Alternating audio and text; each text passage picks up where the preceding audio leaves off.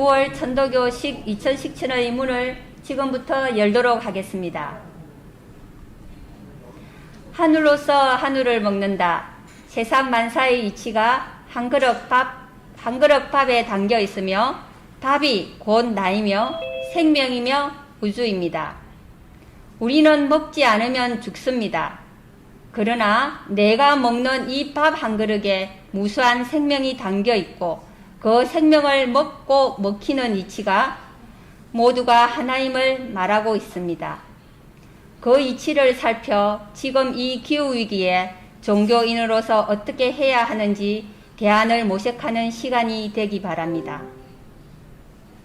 먼저 천도교 의식인 성소 봉전이 있겠습니다.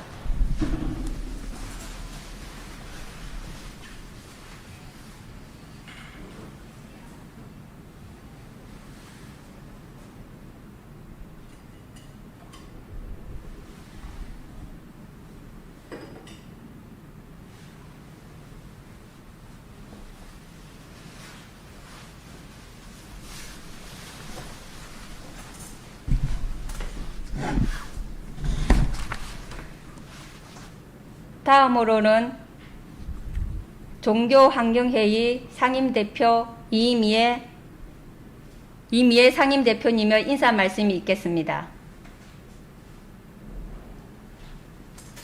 모시고 안녕하십니까. 반갑습니다. 오늘 전도교에서 이천식천을 여러분들과 함께 이야기를 나누기로 했는데요. 같이 모여서 손도 맞잡고 그리고 악수도 하고 이렇게 이야기를 나누어야 되는데 이렇게 동떨어져서 이야기를 나누게 돼서 너무나 안타깝습니다. 그런데 또 한편으로 생각하면 종교환경요이 활동하시는 분들이 아니고도 이 먹거리에 관해서 그 다음에 동학천도교에 관해서 그리고 기후에 관해서 우리가 관심이 있는 그 인연의 끈들로 해서 사실은 멀고 가까운 분들이 많이 들어와 계신 것 같아서 얼마나 반갑고 고마운지 모르겠습니다. 여러분들 오늘 점심에는 어떤 것을 드셨습니까? 나를 살리기 위해서 많은 생명들이 죽음으로써 나를 살리고 있습니다. 그런데 그 나를 통해서 다시 그들이 생명을 얻게 되죠. 이렇게 말을 하고 누군가를 보게 되고 그리고 마음으로 정성을 나누면서 그 많은 생명들이 다시 살아납니다. 오늘 이 자리를 준비해 주신 천도교 하늘연대에 감사드리면서 그 생명들이 다시 어떻게 살아나는지 살피는 그런 시간이 되면 좋겠습니다. 고맙습니다.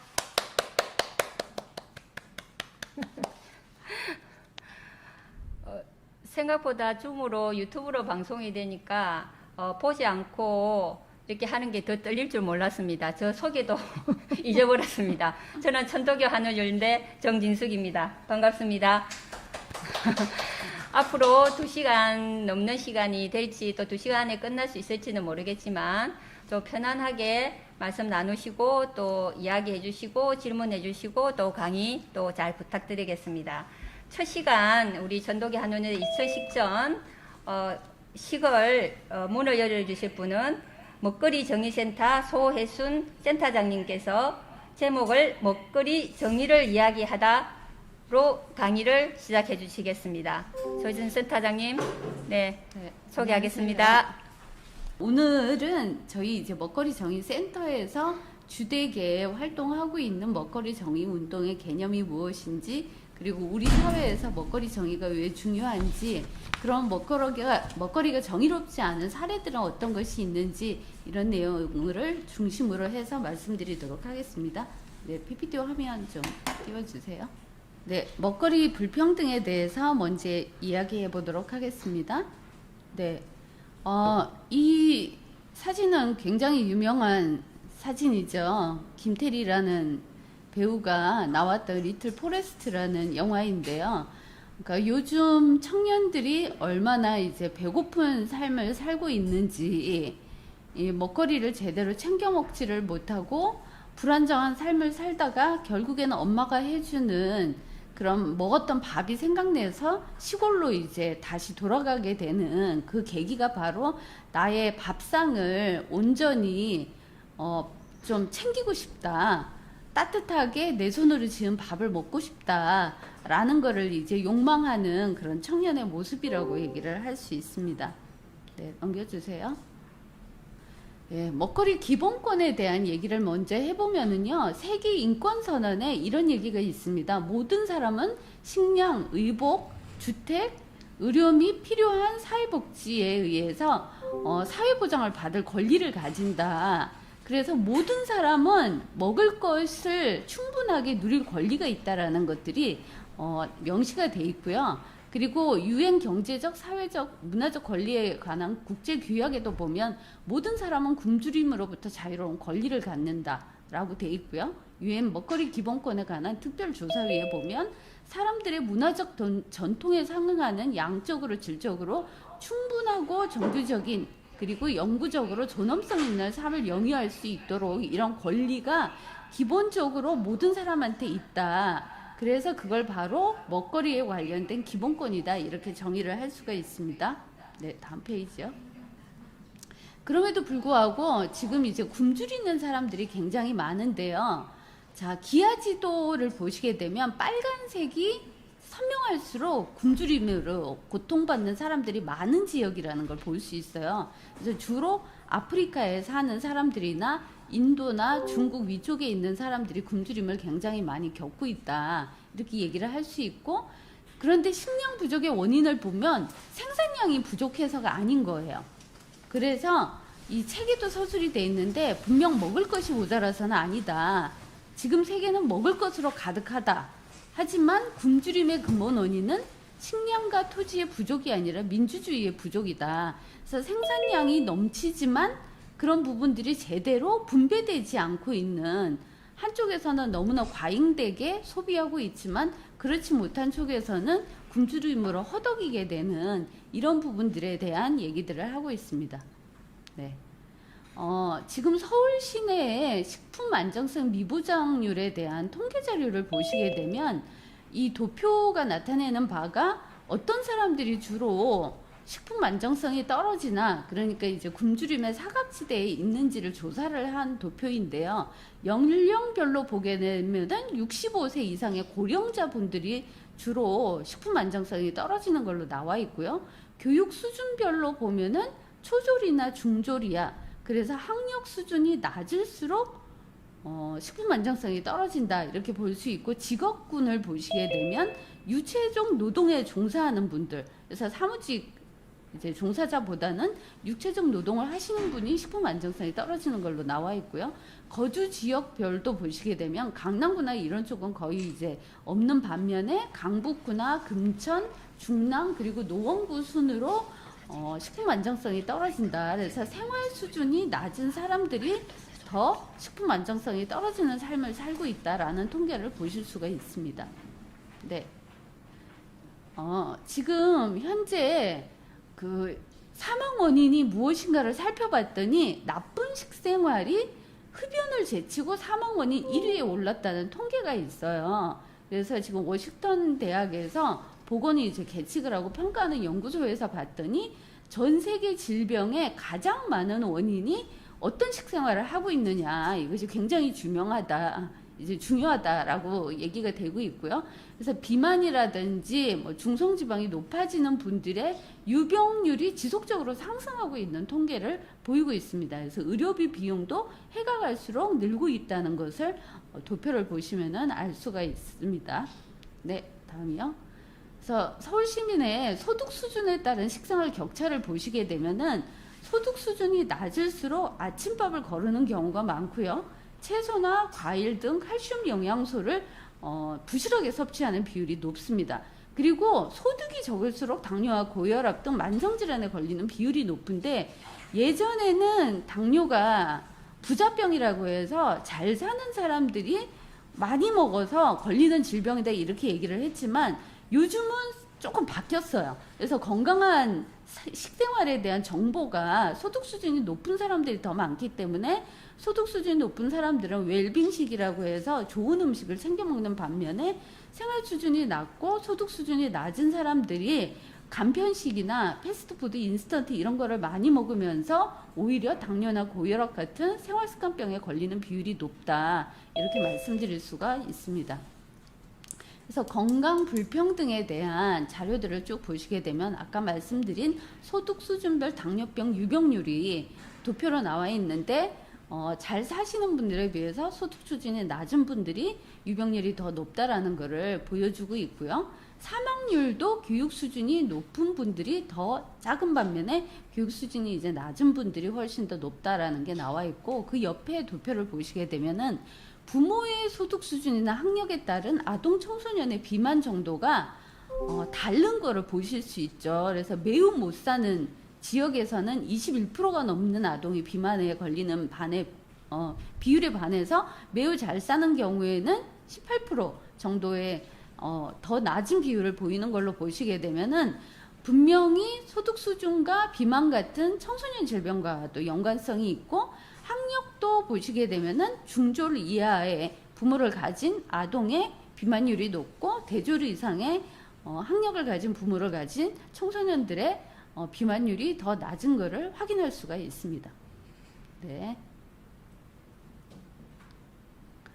건강을 결정짓는 여러 가지 요인들이 있는데요. 여기 보시면 이제 개인적 요인도 있고 환경적 요인도 있는데, 경제적 요인이 굉장히 큰 요인을 차지한다라는 것을 보실 수가 있어요. 그래서 생물학적 요인, 정서적 요인 이런 거보다도 개인의 사회 경제적 요인이 80% 정도의 비중으로 건강을 결정하는 그 비율을 가지고 있다, 건강 기여 정도를 가지고 있다라는 걸 봤을 때 우리 사회에서 건강 불평등의 요인은 분명히 소득 수준과 사회 경제적 수준의 차이를 보일 수 있구나라는 것을 확인할 수가 있었습니다. 네, 다음 넘겨주시고요. 예, 그래서 먹거리 보장에 대해서 저희가 조금 정리를 해봤는데, 먹거리 보장이라는 것은 모든 사람이 언제나 활동적이고 건강한 삶을 영위하기 위해서 안전하고 영양이 풍부한 먹거리를 물리적, 사회적, 경제적으로 충분히 구할 수 있는 상태를 말한다라고 이제 서울 먹거리 기본조례에도 나와가 있고요. 먹거리 보장이 이제 3단계를 정리를 좀 해보자면, 첫 번째 사회적 약자 대상으로 하는 선별적 먹거리 보장이 있어요. 그래서 우선적이고 직접적인 지원이 필요한 저소득층이나 취약계층에 대한 이런 지원을 얘기를 하는 걸 선별적 먹거리 보장이다 이렇게 얘기를 할 수 있다면, 두 번째 지역사회 먹거리 보장이라고 해서 지역 공동체에 기반을 해서 개인의 먹거리 역량을 강화하는 자원을 연계하는, 예를 들어서 마을부엌이라든지 공동체 텃밭이라든지 뭐 식생활 교육이라든지 이런 부분들이 다 지역사회 먹거리 보장이다 이렇게 얘기를 할 수가 있고요. 세 번째 이제 보편적 먹거리 보장은 모든 사람이 먹거리 기본권을 보장받아야 되기 때문에 지속 가능한 먹거리 체계를 구현해서 모든 사람의 이런 소득 수준이나 성별이나 나이와 상관없이 안전한 먹거리를 보장해야 된다. 그래서 학교 급식에 모든 아이들한테 건강한 먹거리를 보장한다든지, 푸드 플랜이라고 하는 먹거리 이제 계획을 세워서 모든 사람들한테 안전한 먹거리를 공급하기 위한 시스템을 만들어 나가는 이런 것들이 다 보편적 먹거리 보장이다 이렇게 설명을 할 수가 있습니다. 네, 넘겨주세요. 예, 그래서 먹거리 보장은 개인의 선택과 능력이 아닌 국가의 책임이다. 그래서 개인이 아무리 열심히 노력한다고 해도 생활 수준이 낮으면 이런 부분을 극복하기 힘들기 때문에 이런 거는 제도적으로 국가와 정부가 나서야 된다라는 것을 좀 강조를 하고 있습니다. 네. 그래서 서울시민 먹거리 기본권 선언문에는 이런 내용들이 나와 있어요. 서울시민 모두는 건강하고 안전한 먹거리를 누릴 권리가 있다. 그래서 경제적, 사회적, 지역, 문화적인 모든 측면에서 서울 시민은 먹거리 기본권을 보장받아 건강하고 풍요로운 삶을 영위할 수 있어야 됩니다라는 부분들을 규정하고 있기 때문에 이런 거에 기반해서 지금 시스템을 만드는 작업들이 진행되고 있다 이렇게 이해를 하시면 될 것 같습니다. 네, 먹거리 체계에 한번 들어가 보겠습니다.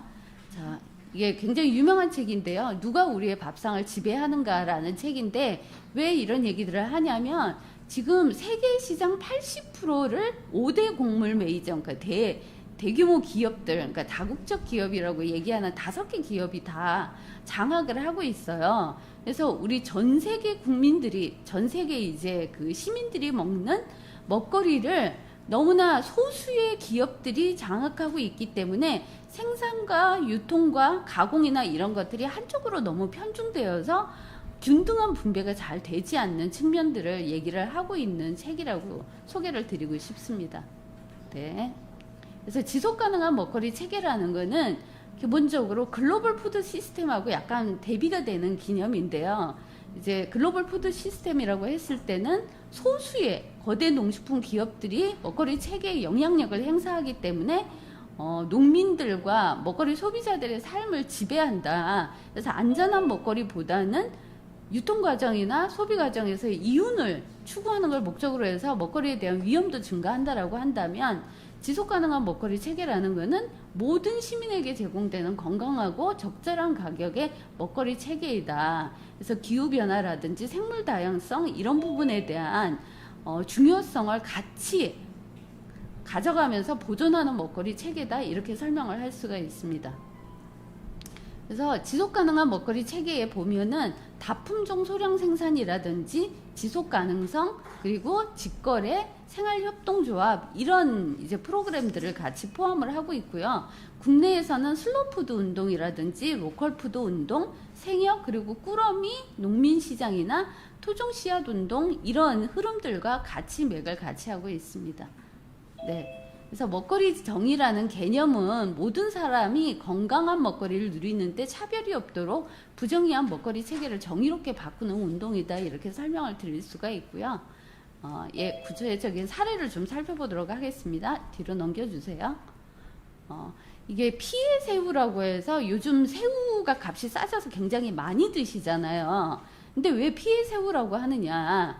이 밑에 이제 어린아이가 이 새우를 양식해서 판매하는 곳에서 노동을 하고 있는데 아주 어린아이들을 데려다가 저임금으로 노동을 시키는 경우들이 있고, 실제로 이 새우를 양식하거나 조업하는 곳에 이 외국인 노동자들이 굉장히 헐값에 저임금을 받고 착취를 당하고 있다고 해요. 그래서 제대로 먹지도 못하고 자지도 못하고 24시간 중에 거의 이제 20시간 가까이 노동을 하면서 생존권이 보장받지를 못하고 있는 그런 환경에서 일을 하고 있다라고 얘기를 할 수 있고, 제일 이제 하단에 보시면은 양식장 사진이거든요. 근데 양식장 사진인데 이 새우를 양식하는 과정에서 굉장히 많은 양의 이 항생제라든지 화학물질을 쓰기 때문에 그 수질이 오염되는 정도가 우리가 상상할 수 없을 지경이다. 그래서 태국이나 필리핀 같은 새우 양식장 주변에 그 해안가의 물의 오염도가 육안으로 확인을 하면은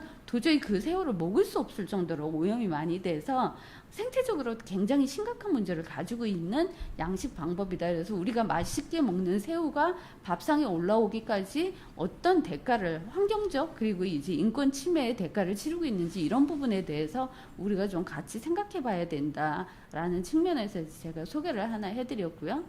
예.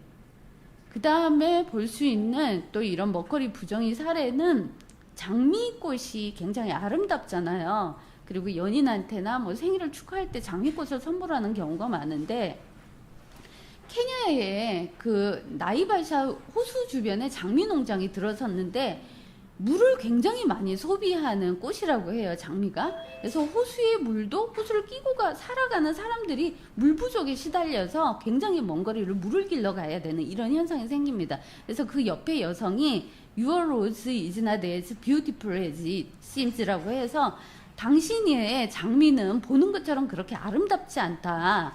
장미 한 송이를 키우는데 물 10리터가 필요하다라는 얘기를 하고 있습니다. 그래서 우리는 아름다움을 위해서 꽃을 소비하지만 그 이면에 굉장히 많은 사람들이 물 부족으로 시달리고 있고, 그리고 이제 생태적인 악영향을 미치고 있다라는 부분들을 얘기를 하고 있습니다. 예. 그리고 소비자도 이주 노동자도 행복한 인권 밥상이라고 해서 지금 이제 농업 노동자들이, 이주 노동자들이 굉장히 많아요. 왜냐하면 이제 농업에 종사하는 분들이 힘들다 보니까 이제 국내에서는 인력을 구하기가 힘들어서 이주 노동자들이 많이 일을 하고 있는데 그분들이 너무나 열악한 환경에서 일을 하고 있는 부분에 대한 관심도 좀 필요하지 않냐. 그래서 우리가 먹는 먹거리들이 어떤 과정을 통해서 오는지를 우리가 같이 고민하고 그런 부분에 대한 해결책도 생각해야 된다라는 것이 또 먹거리 정의의 한 측면이다 이렇게 말씀드릴 수 있습니다. 네, 그 다음이요. 예, 또 하나가 학교 요즘 이제 급식 조리원에 대해서 뉴스나 이런 기사에서 보신 분들이 있으실 텐데 급식 조리원들의 노동 실태가 굉장히 열악해서 얼마 전에 이제 사고로 한 분이 돌아가신 케이스도 있었고요. 급식 조리 하시는 분들이 폐암에 걸리는 비율이 굉장히 많다고 해요. 왜냐하면 너무나 뭐라 그러죠? 이 연기와 이런 폐로 흡입하는 그런 것들이 많기 때문에 적절한 환기 장치라든지 이런 것들이 돼 있지 않은 상태에서 노동하는 것들이 절대로 안전한 학교 급식 노동 환경이 아니다라는 얘기를 하면서 어떤 방식으로 이런 안전한 급식을 만들기 위해서 안전한 노동이 필요한가라는 고민들을 우리 사회가 같이 해야 된다라는 얘기도 같이 하고 있습니다. 네, 그다음 넘겨주세요. 그래서 환경정의에서 주로 이제 먹거리 부정의 사례를 많이 이제 발굴을 하고 그런 부분을 해결하기 위한 노력들을 하는데 저희가 진행하는 먹거리 그 정의 실현 프로그램의 하나로 할머니네 텃밭이라는 것이 있어요. 그래서 모든 아이들은 건강한 먹을거리를 먹을 권리가 있다라는 캐치프레이즈를 가지고 한 화면 넘겨주시겠어요? 왜 할머니네 텃밭이라는 이름을 붙였냐면 그 농촌 지역에서 토종 씨앗으로 농사짓는 언니네 텃밭이라고 하는 생산 공동체와 지역아동센터라는 취약계층 아이들이 모여 있는 곳을 매칭을 시켜서 취약계층 아이들이 건강한 먹을거리를 먹을 수 있는 프로그램을 만들어서 저희가 이렇게 꾸러미를 지원해주는 프로그램을 진행을 했거든요. 그래서 아이들이 정서 함양을 위한 캠프도 진행을 하고 건강한 먹거리가 왜 필요한지에 대한 먹거리 교육도 진행하고 하는 프로그램을 통해 가지고 건강한 이제 먹을거리를 먹을 권리를 모든 아이들이 누릴 수 있는 프로그램을 진행을 하고 있습니다.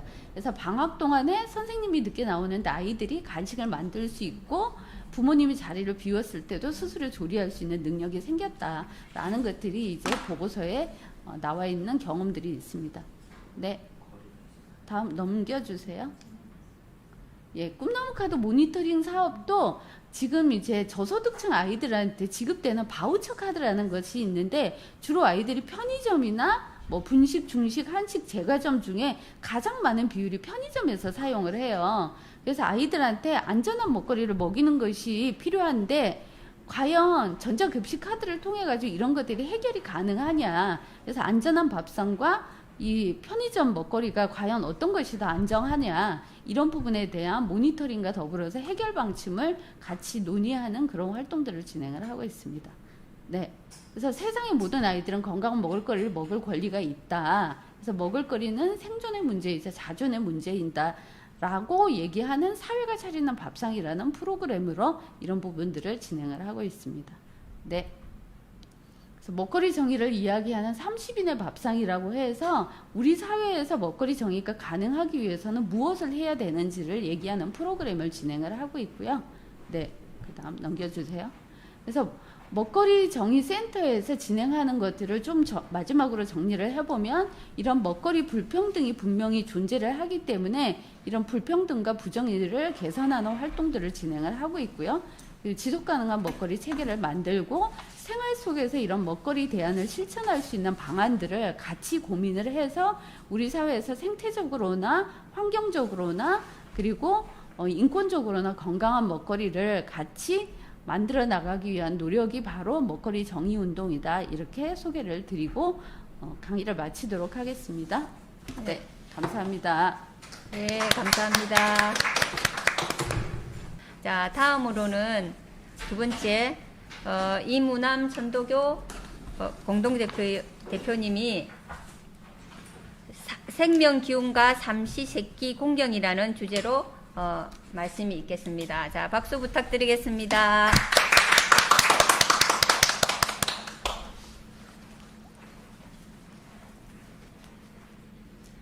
네, 시청주 여러분 모시고 안녕하십니까? 저는 하늘연대 공동대표 임우남입니다. 시청주라고 하면 지금 이제 어떤 하늘님을 모시고 어떤 신령한 기운을 모시고라는 말이 되겠는데, 지금 제가 하는 말씀들은 어쩌면 눈에 보이지 않는 또는 가장 기초적인 가치가 되는 이야기가 될 수도 있어요. 그래서 우리들은 모두 신령한 마음을 모신 존재입니다.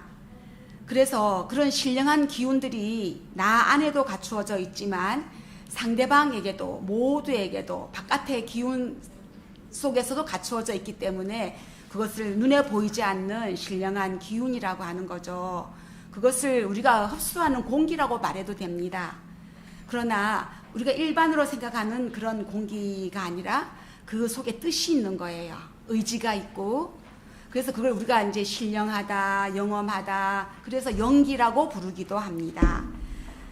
어려운 말로 치자면 지금 어쨌든 2017년에 관한 이야기로서 하늘로서 하늘을 먹는다라는 얘기를 하자고 하니까 그것은 어쩌면 눈에 보이지 않는 이야기일 수도 있어요. 실제로 우리가 밥숟가락을 떠서 밥을 먹고 호흡을 하고 공기를 마시고 이런 모든 것들이 일단 먹는 행위, 사는 행위거든요.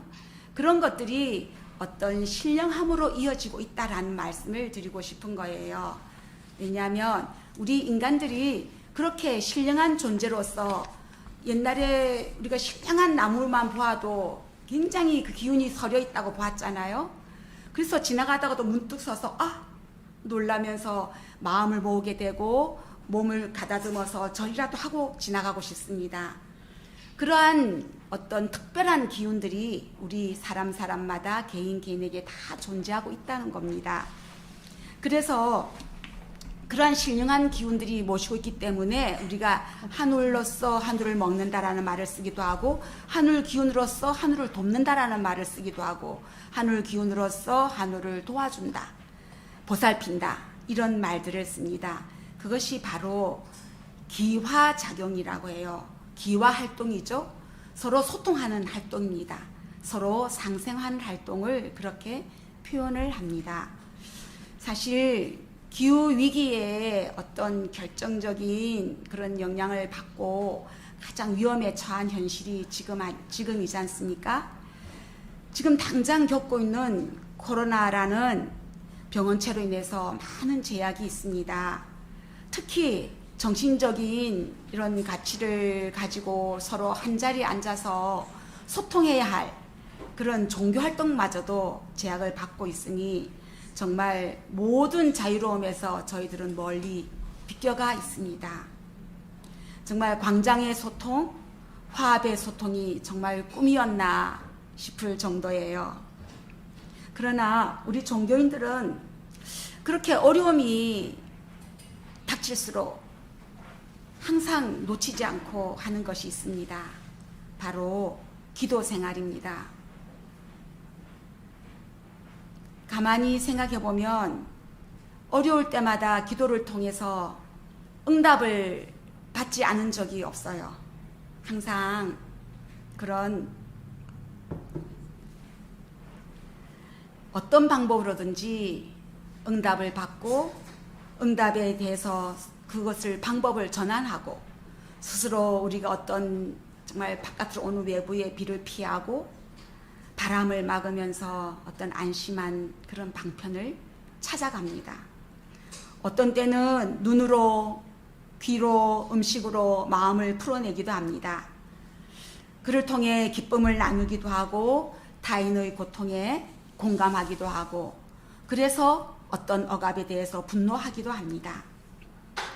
때로는 과도의 음식을 취해서 이 혼란스러운 세상을 잠시 잊기도 하죠. 그러나 사실 이 어떠한 경우라도 이 모든 활동의 주체는 바로 나입니다. 나라는 존재로 인해서 그렇게 세상이 열리고 세상을 돌아보게 되고 세상을 판단하고, 그래서 우리들은 그 나의 아주 깊은 기운을 가지고 움직인다고 생각합니다. 나의 기운이 그럼으로 인해서 한도 끝도 없이 열려있는 무궁한 존재라고까지 생각하게 됩니다. 결국 내가 나의 기도의 주체가 되고 그 응답을 가지면서 행동하는 나로서 세상의 모든 어려움을 풀고 가고자 합니다. 그것이 우리 종교인의 자세이기도 하죠. 그렇게 따지고 보면 내가 무한히 열려있는 나를 생각해 보면 내가 볼 수 있는 나의 부모님을 생각하게 됩니다. 또 조부모님과 살았던 기억도 생생합니다. 또 들어서 알게 된 고조부님도 생각하게 됩니다. 또는 자료와 역사를 통해서 고조부님의 더 넘어 그 할아버지를 생각하게 되죠. 그렇게 대대손손 이어져 온 지금 그 첫 할아버지는 누굴까? 우리는 그 첫 할아버지를 하느님이라고 부릅니다. 지금은 굉장히 모든 활동과 생활과 나의 존재의 기본이 되는 어떤 가치에 대해서 이제 말씀드리게 됩니다. 결국 지금의 나는 거슬러 올라가 보면 억억 년 전에 어떤 조상님의 혈기로 이어져 왔다는 걸 알게 됩니다. 모든 생명의 기운의 활동이 지금 이 순간 집결되어 있는 거죠. 억억 만년의 그런 혈기와 조상님들의 그 기운들이 나에게 집중되어 있다는 거죠. 그래서 돌아보면 우리 조상님들이 다 소멸되고 없어요. 안 계세요. 그러나 그 흔적이 어딨나 보면 바로 이 한 몸에 농축되어 있다는 거죠. 가장 진한 엑기스로 지금 살아있는 겁니다. 그래서 우리들이 기존에 제사를 지내는 흔히 이제 조상 대대로 지내온 제사법이 있잖아요. 그 음식을 차려놓고 이제 이게 벽을 향해서 밥상을 차립니다. 그리고 위패도 벽을 향해서 모셔놓고 있습니다. 이름을 쓰든지 사진을 두든지 어쨌든 벽을 향해서. 그래서 이제 벽 쪽에 이제 그 혼령들이 온다고 보는 거죠. 그것을 벽을 향해서 제사를 지내고 위를 설한다고 해서 향벽설이라고 해요. 그것이 이제 여지껏 우리 조상님들이 지내왔던 제사법이에요. 결국 그 제사의 그 본래 뜻은 지금 음식을 가족과 나누는 것도 중요하지만 조상님들을 모시고 조상님들이 힘을 빌려서 대대손손 자손들이 부귀와 영화를 누리고자 또 평화와 안녕을 누리고자 하는 뜻이 가득 담겨 있죠. 그게 제사의 의미라고 봅니다. 그러면 조금 전에 제가 나로부터 출발했던 조상님들이고 모든 조상님이 나에게 응축되어 있는 나의 이 엑기스인 나가 제사를 지낼 때는 어디를 보고 제사를 지내야 할까 했을 때 이 천도계에서는 향아설이라고 합니다. 나를 향해서 제사상을 차리는 거예요. 그러면 벽을 향해서 조상님이 오시는데 거기다 숟가락을 놓고 밥그릇을 놔요. 그것을 향아설이는 나를 향해서 내가 일상에서 밥 먹는 차림이에요. 밥구, 숟가락, 젓가락 이것을 제가 밥 먹는 자세 그대로 제사상을 차린다는 거예요. 150여 년 전만 해도 참 불가능했던 일이죠. 지금도 불가능합니다. 좀처럼 집안에 어른들이 계신 집에서는 그것이 어려운 거죠. 굉장히 어려운데 그 당시 이 나에게 모든 그 조상님들의 기운과 혈기와 그것 영령들이 다 나에게 농축되어 있다라는 것을 깨닫고 난 다음에 향아설이를 해월 최시영 스님께서 말씀을 하셨죠. 참으로 획기적이고 개벽이 아닐 수가 없습니다. 그래서 일상 우리가 대하는 밥상 자체가 바로 제사상이 되는 거죠. 그래서 늘 우리들이 지금 나를 모신다라고 하는 거는 내가 지금 이리 말하는 것은 나의 의지가 아니에요. 내가 말하고자 하나 말소리가 안 나올 수도 있고 듣고자 하나 들리지 않을 수도 있어요. 그리고 제가 우리들이 일단 밥을 넘기고 난 다음에는 이 목을 넘어가서 밥이 안에서 어떤 일을 하는지 눈으로 볼 수도 없고 기운으로 느낄 뿐이에요. 그 모든 작용들이 스스로 나도 모르는 사이에 조화롭게 이루어지고 있는 그런 조화로운 활동들을 내가 갖고 있는 거예요. 그래서 그걸 우리 영기를 모신다라는 말을 감히 씁니다. 그리고 내가 아주 신령한 존재라는 말도 씁니다. 내가 관장하지 않아도 일어나는 이 모든 사건 말이에요. 내 한 몸에서 모든 것이 벌어지고 있는 거죠. 그렇다면 나만 그럴까요? 바로 옆에 계신 분들, 옆에 계신 분들 모든, 그리고 옆에 계신 분과 나와 공간, 이 공간 속에서도 무수히 활동들이 벌어지고 있는 거죠. 그것들이 하나로 연결되어 있어서 작용을 함께 하는 거죠. 그것이 바로 하늘로서 하늘을 먹고 하늘로서 하늘을 덮고, 그리고 기화작용이에요. 기운이 서로 도와서 일어나고 있는 거. 우리가 지금 눈으로 보이지 않는 이야기를 하고 있는 거예요. 사실은 참 어렵기도 하고 어떻게 보면 그렇구나라고 생각해 보면 참말로 쉽기도 하고, 어쨌든 지금 우리들은 눈에 표면적으로 보이는 거 있고 보이지 않는 거. 우리가 지금 기후위기라고 해서 며칠 전에 기후정의 행동을 했죠.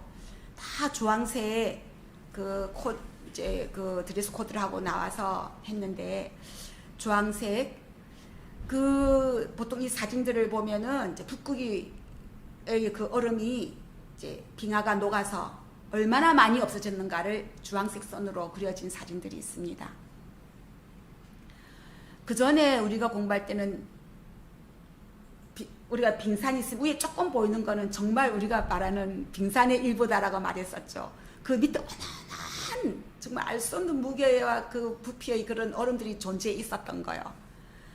지금 우리가 눈에 보이는 거, 눈에 보이는 현실, 이 모든 것들이 정말 빙산의 일부죠. 우리가 보이지 않는 작용들로 벌어진 이것들은 어마어마무시해서 감히 짐작할 수 없는 힘으로, 기운으로 이루어진 거예요. 우리가 영적으로 이제 그 영성이다 말하기도 하고 영기를 말하는 거예요. 보이지 않는 아주 신령한 힘인 거예요. 그만큼 우리가 만물의 영장으로서 굉장히 그 힘을 쓰고 있는 거예요. 그러면 우리는 지금 아까도 이제 먹거리 정의를 했지만, 이 오곡이 이제 그 먹는 먹거리 중에서 가장 빼어난 기운을 가진 오곡인데요. 그게 천지가 주는 젖인 거죠. 우리가 어려서 부모님의 젖을 먹고 자라잖아요. 이제 기발하고 우리 스스로 움직일 때는 우리가 천지의 녹을 먹고 사는 거예요. 그러니까 천지의 젖을 먹는 거죠. 천지 만물의 젖을 먹고 몸과 마음을 키우면서 사는 거예요. 그래서 사람만이 우리가 먹는다라고 보는 게 아니에요. 최시영 스님께서는 어떻게 사람만이 먹겠느냐. 해도 먹고 있고 달도 먹고 있고. 그래서 처음에는 저도 그게 참 어려웠는데, 그것이 모든 신령한 기운작용이고 기화작용이라고 받아들이고 난부터는 정말 먹고 입고 그렇게 하지 않는 존재는 이 세상에 아무것도 없다라는 걸 알게 됐어요. 그래서 우리가 이제 그 아까 향벽서리, 향하서리를 했는데 약간 구분이 되죠. 향벽서리, 벽을 향해 놓고 귀신이, 홀령이 벽 쪽으로 온다라고 본 제사법이고요. 향하서리는 나의 연기가, 조상님 연기가 나에게 농축되어 있어서 나를 향해서 제사를 지낸다라는 말이에요. 그러면 그때 이제 물어요. 도대체 그렇다면은 제사를 몇 대조까지 지냅니까? 묻습니다. 그리고 일반적으로 우리들은 이제 3대조까지 지내고 20대까지 또 이제 시살해서 지내기도 하고 하죠. 그 이상은 알 수가 없어요. 더 지내는지 안 지내는지 알 수가 없어서 지내지를 않아요. 그러나 향아 소리를 하고 난 다음부터는 내가 먹는 밥이 일상이 제사이기 때문에 나의 평생을 제사를 지내는 거예요. 그러니까 백년상이라고 했어요. 사람이 한 평생을 100년이라고 잡고 제사를 몇 대조까지 지냅니까? 그러니까 우리들은 100년상이다. 그래서 항상 나의 몸이 여기까지 있기까지의 모든 기운들을 저버리지 않는 거예요. 내가 스스로 섬기고 스스로 모시고 스스로 살리면서 사는 거예요. 그게 사람의 평생이고 한 사람의 책임인 거죠. 저희들이 오늘 이 자리에서 청수를 모시면서 출발을 했습니다. 청수라고 하면은 맑은 물입니다. 맑은 물로서 이제 이 생태 위기를 처한 우리들이 정성을 다하는 자리입니다. 청수로서 시작을 했습니다. 종교 환경회의에서 어떤 집회를 하거나 어떤 모임을 할 때는요, 이 청수를 모시는 이 천도교 의식을 맨 앞으로 보냅니다. 왜냐하면 같은 영성 활동을 하는 종교인들이기 때문에 그 뜻을 충분히 받아들이고 그 맑은 물의 기운을 시작으로 삼는 것을 아주 중요하게 여기고 이해를 하는 거죠. 그러면 이 청수는 물이에요. 맑은 물인데 내 몸은 뭐예요? 물덩어리예요. 너와 나의 사이도 물덩어리예요. 그래서 그런 물의 조화로서 우리가 이렇게 연기를 이어가고 있는 거라서 굉장히 생명의 근원이 되는 거죠. 그래서 이렇게 청수를 한 그릇 모시는데 제사에도 많은 음식을 할 것이 아니라 청수 한 그릇만이라도 정성껏 마음을 모시면 그 청수 한 그릇이라도 가다. 참으로 어긋남이 없다. 라고 하셨어요. 그래서 지금도 많은 천도교인들이 제사를 청수 한 그릇으로 모시기도 합니다. 또는 일상에 밥상을 차리듯이 밥상을 가족들이 둘러 앉아서 밥상을 다 밥국그릇 가족마다 내가 밥상 먹듯이 밥을 둥글게 차려놓고 청수 한 그릇 떠서 의식을 합니다. 차례를 지내고 밥을 그 자리에서 다 나누어 먹습니다. 그것이 천도교식의 향아설이 제법입니다. 이것은 어쩌면 이러한 제법은 정말 어떤 일로 인해서 어떤 권력과 어떤 그런 이제 권위 그런 것들의 힘의 균형을 위해서 향벽설이가 아주 강화됐을 수도 있어요.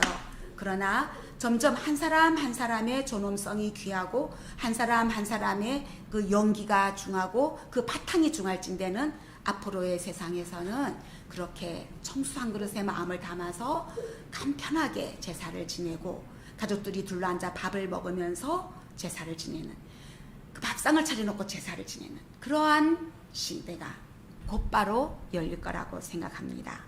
그리고 또 이러한 말씀을 한번 전해보겠습니다. 옛날에는 이렇게 땅에다가 이렇게 물을 함부로 이제 막 툭 이제 부었기도 했어요. 그런데 이제 최시영 해월 스님께서는 뭘 하셨냐면 가시물이나 아물이나 함부로 멀리 버리지 마라.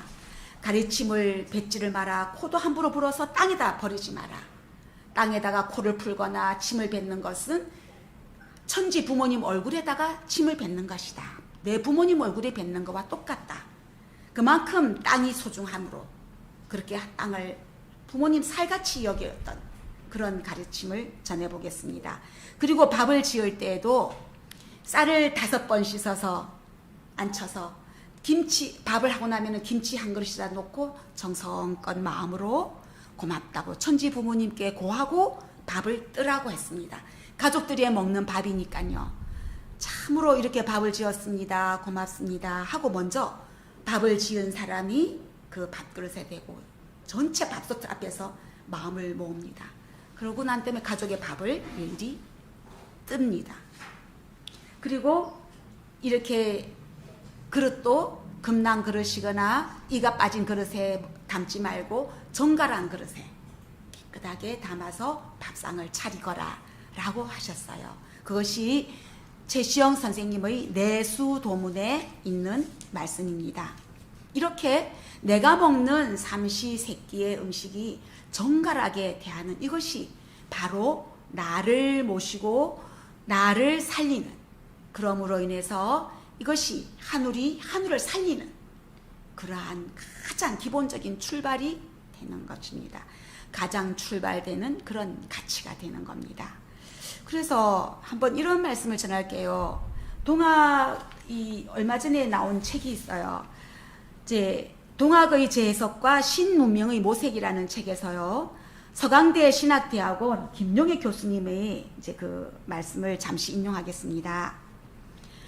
동학에서 인간은 하느님과 소통하는 존재이다.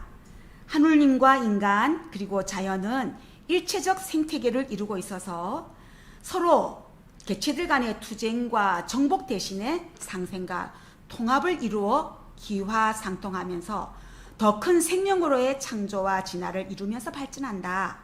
결국 모든 사람은 빈부귀천을 넘어서 무궁한 존재로서 창조 진화의 주체자로서 소명을 살아야 한다는 자각을 일깨우고 있다. 라면서 굉장히 예리한 시각을 표명했어요. 저도 굉장히 놀랐습니다.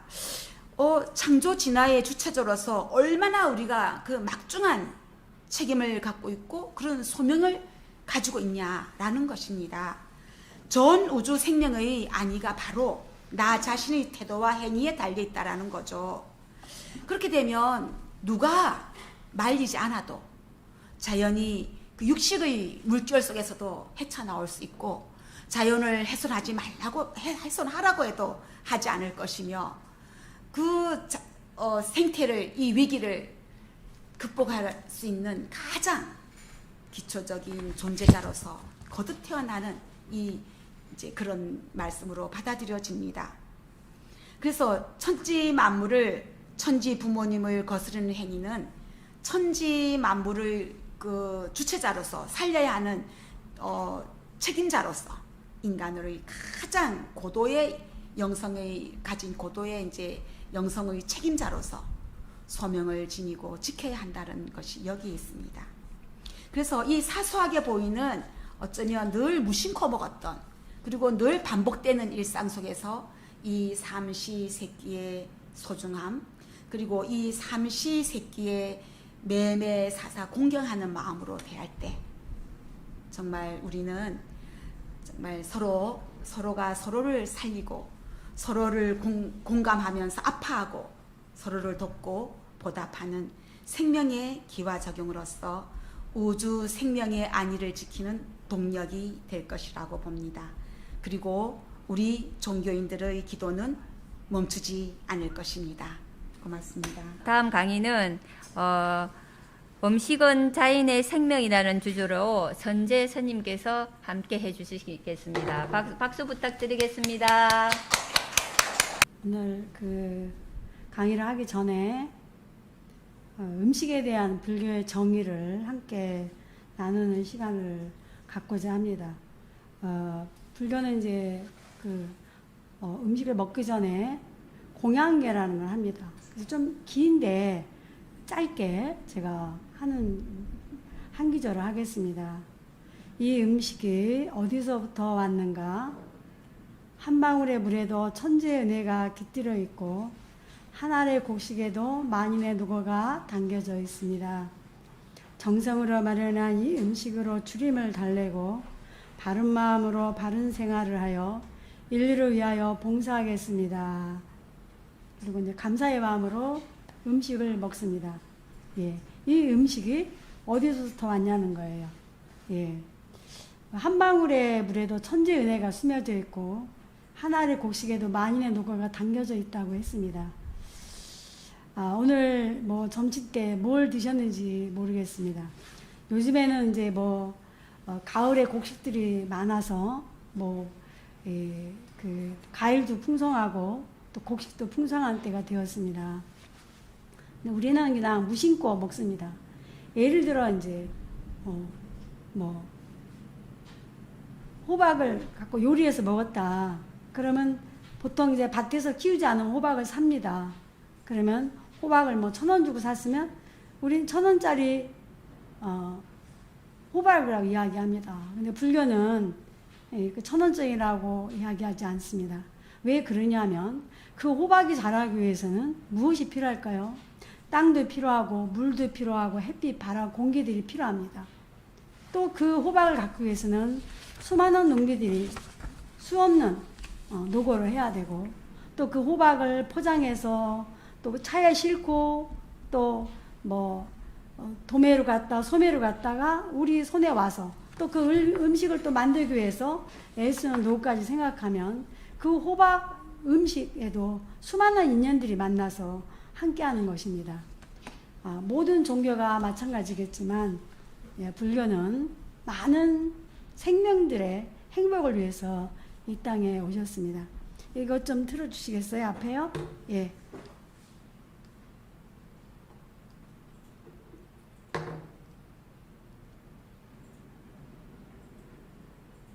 더 들려주시고요. 예. 또 하나 해주시고요. 왜 이게 안 될까? 제가 시고요. 할 수 없나요? 아니 되는데 한번 살펴봐 주세요. 어디다가 해야 되나? 말씀해 넘겨주십시오. 예, 네. 넘겨주세요.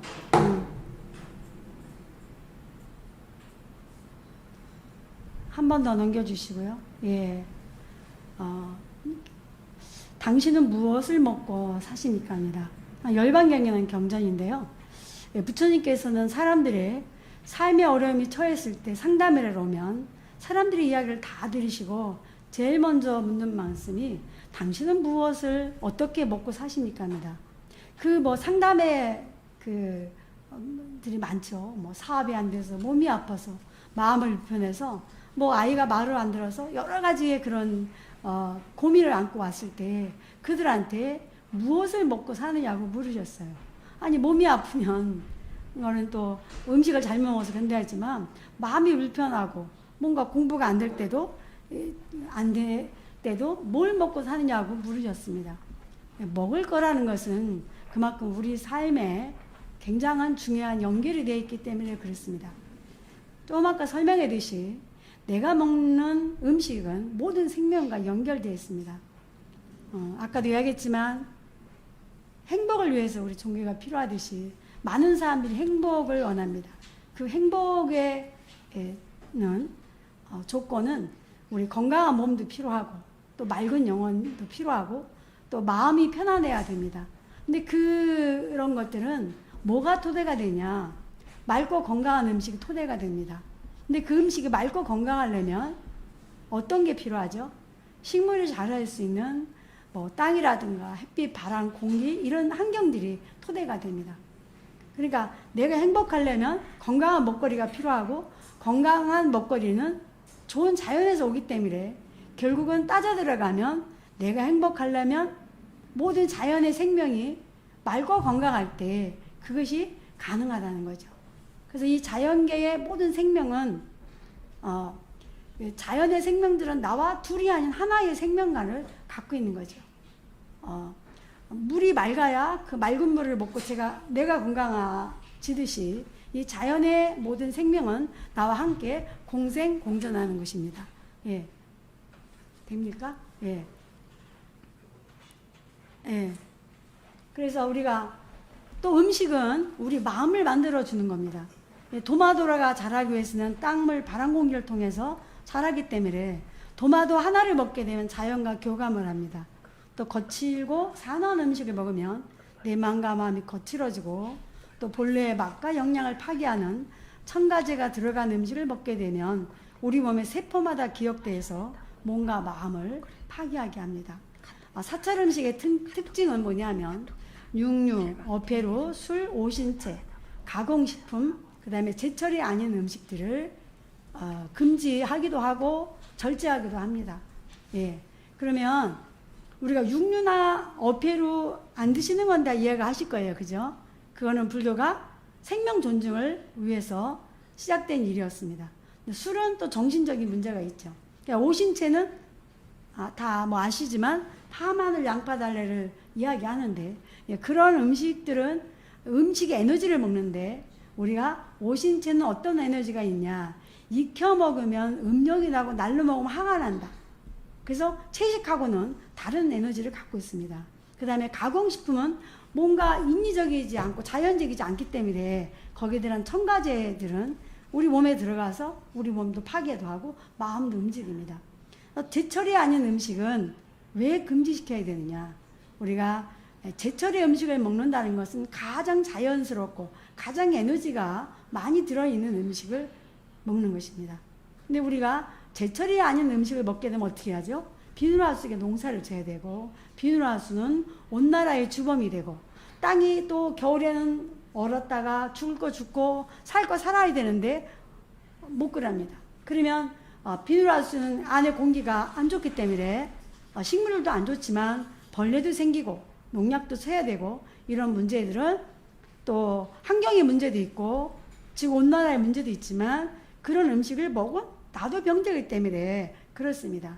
그러면 육식을 금지한 그 이유를 하면은 아까 설명했듯이 불교의 생명 존중화 때문에 그렇습니다. 우리가 살고 있는 세계를 우주라고 이야기하는데 이 우주 안에는 두 종류의 생명이 살고 있습니다. 유정이라 그래서 아픔을 느끼는 생명체, 사람, 동물, 어패로 조루, 만지면 움직이는 거, 느낌을 아는 거, 파리도 잡으려고 그러면 얼른 날아가잖아요. 그 다음에 무정은 뭐냐면 생명은 있지만 아픔을 느끼지 않는 거예요. 식물, 바람, 공기, 물, 땅은 아프지만 아프다고 표현을 하지 않아요. 그렇지만 이 무정의 생명체도 아프다는 표현을 안 하고 말을 안 해, 소리를 안 할 뿐이지 이 식물들도 다 느낌을 안다는 거예요. 그래서 우리가 풀을 빌 때 낫으로 보면 풀떡이 들어오는데 기계로 보면 다다다 기계 소리에 스트레스 받아서 풀떡을 많이 독을 많이 내뿜어서 풀떡이 오른다는 거예요. 그래서 이 유정과 무정의 생명체가 우리가 많은 생명에서 중생이라 그러기도 하고 자연이라고도 하는데 이 생명들이 나와 하나라는 생명관을 갖고 있습니다. 그래서 불의사상이라고 이야기합니다.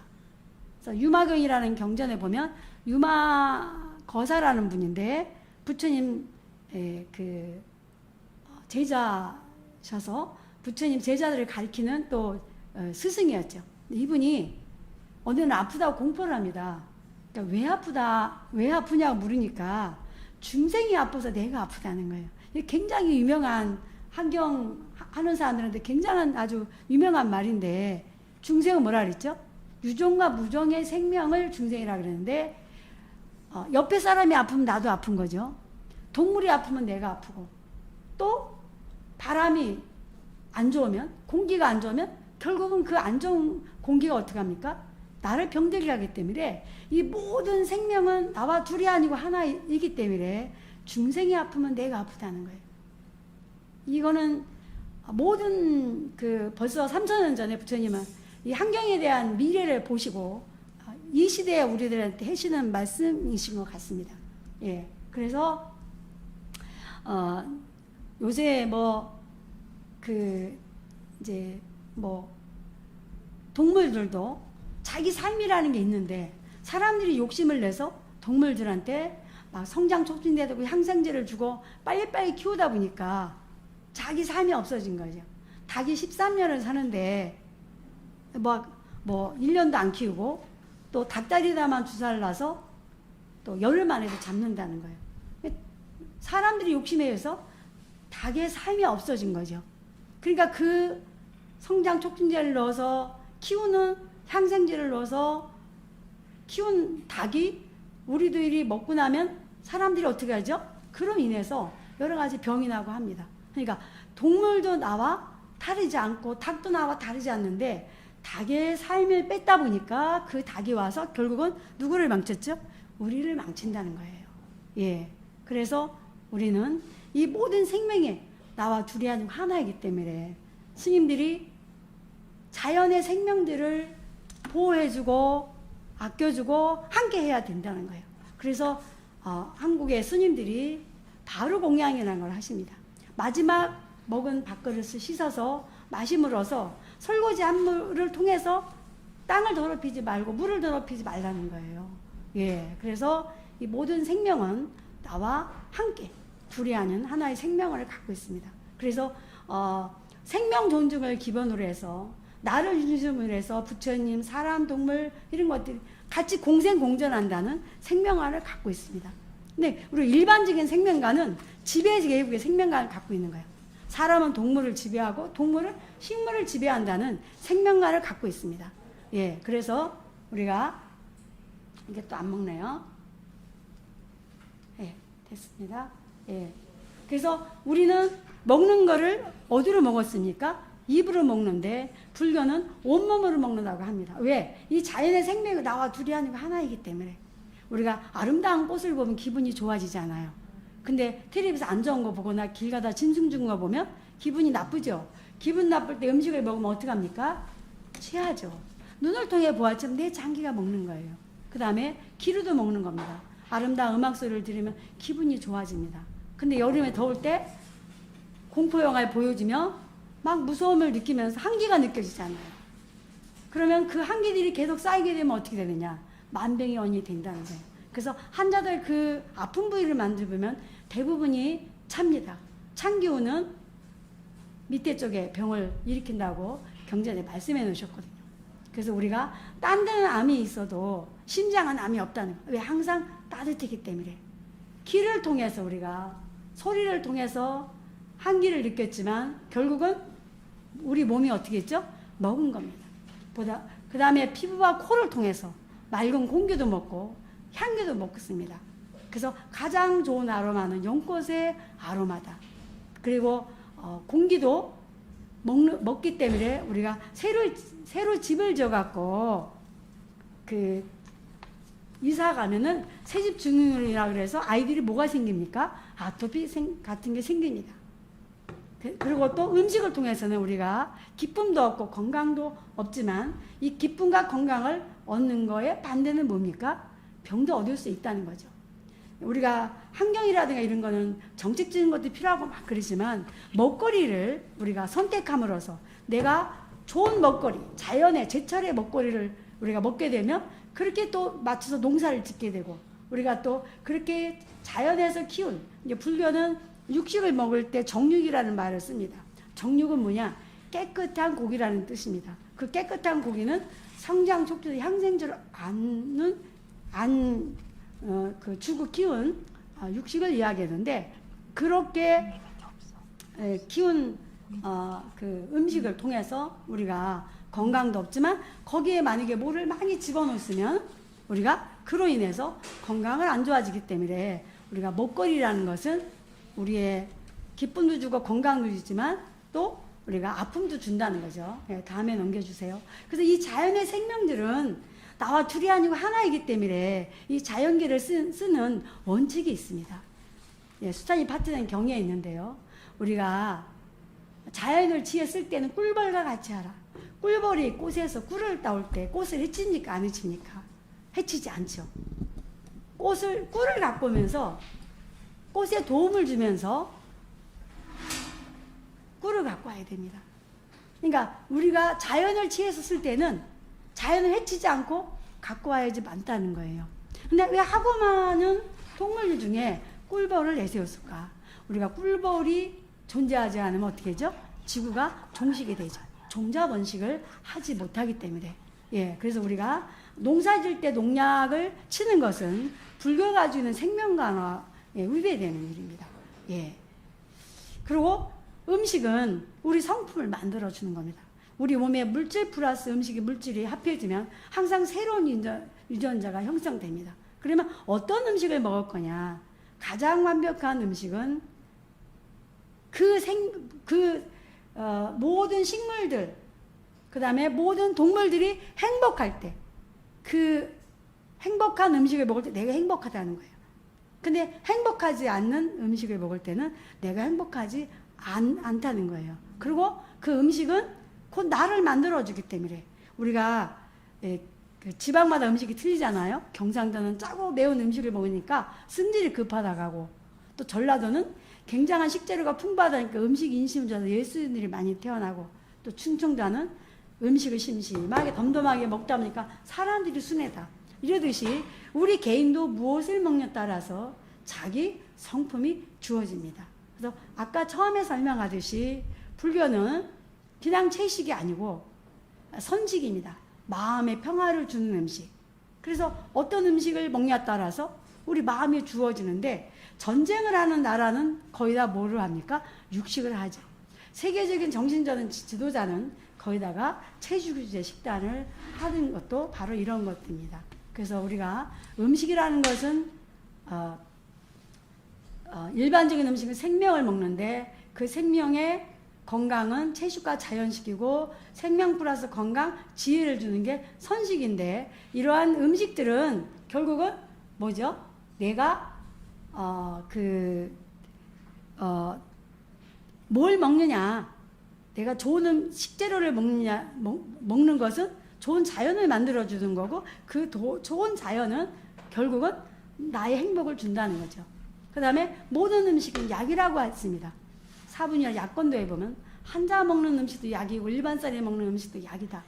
그래서 모든 음식 문화를 약과 의학적으로 다루면서 무엇을 먹어야 되고 어떻게 먹어야 되고, 주방, 설치, 청결, 음식, 재료 만드는 방법, 식재를 다루는 방법, 이런 걸 다뤘는데, 이런 것들은 병이 나서 치료하기 전에 예방의학이고, 병이 난 후에는 방어의학으로 이거를 했습니다. 그러면 어떤 음식이 약이냐는 거죠. 좀 아까 설명하듯이 아까 앞에 설명한 식재료가 바로 약이죠. 그 다음에 누구한테 먹을 것이냐, 이렇게 해서 우리가 하는데, 우리 몸에 리듬에 맞춰서 먹을 수 있어야 되고, 제철 음식을 이렇게 먹는 이야기가 나오는데요. 좀 아까 이야기했지만 제철의 음식이라는 것은 자연을 거스르지 않는다는 것을 기본 바탕에 둔 것입니다. 금강면 채수왕년을 보면 병을 제하는 품이다. 계절에 따라서 병이 나니 계절에 따라서 음식을 취해서 먹으면 병을 예방할 수도 있고 치료할 수도 있다고 나왔습니다.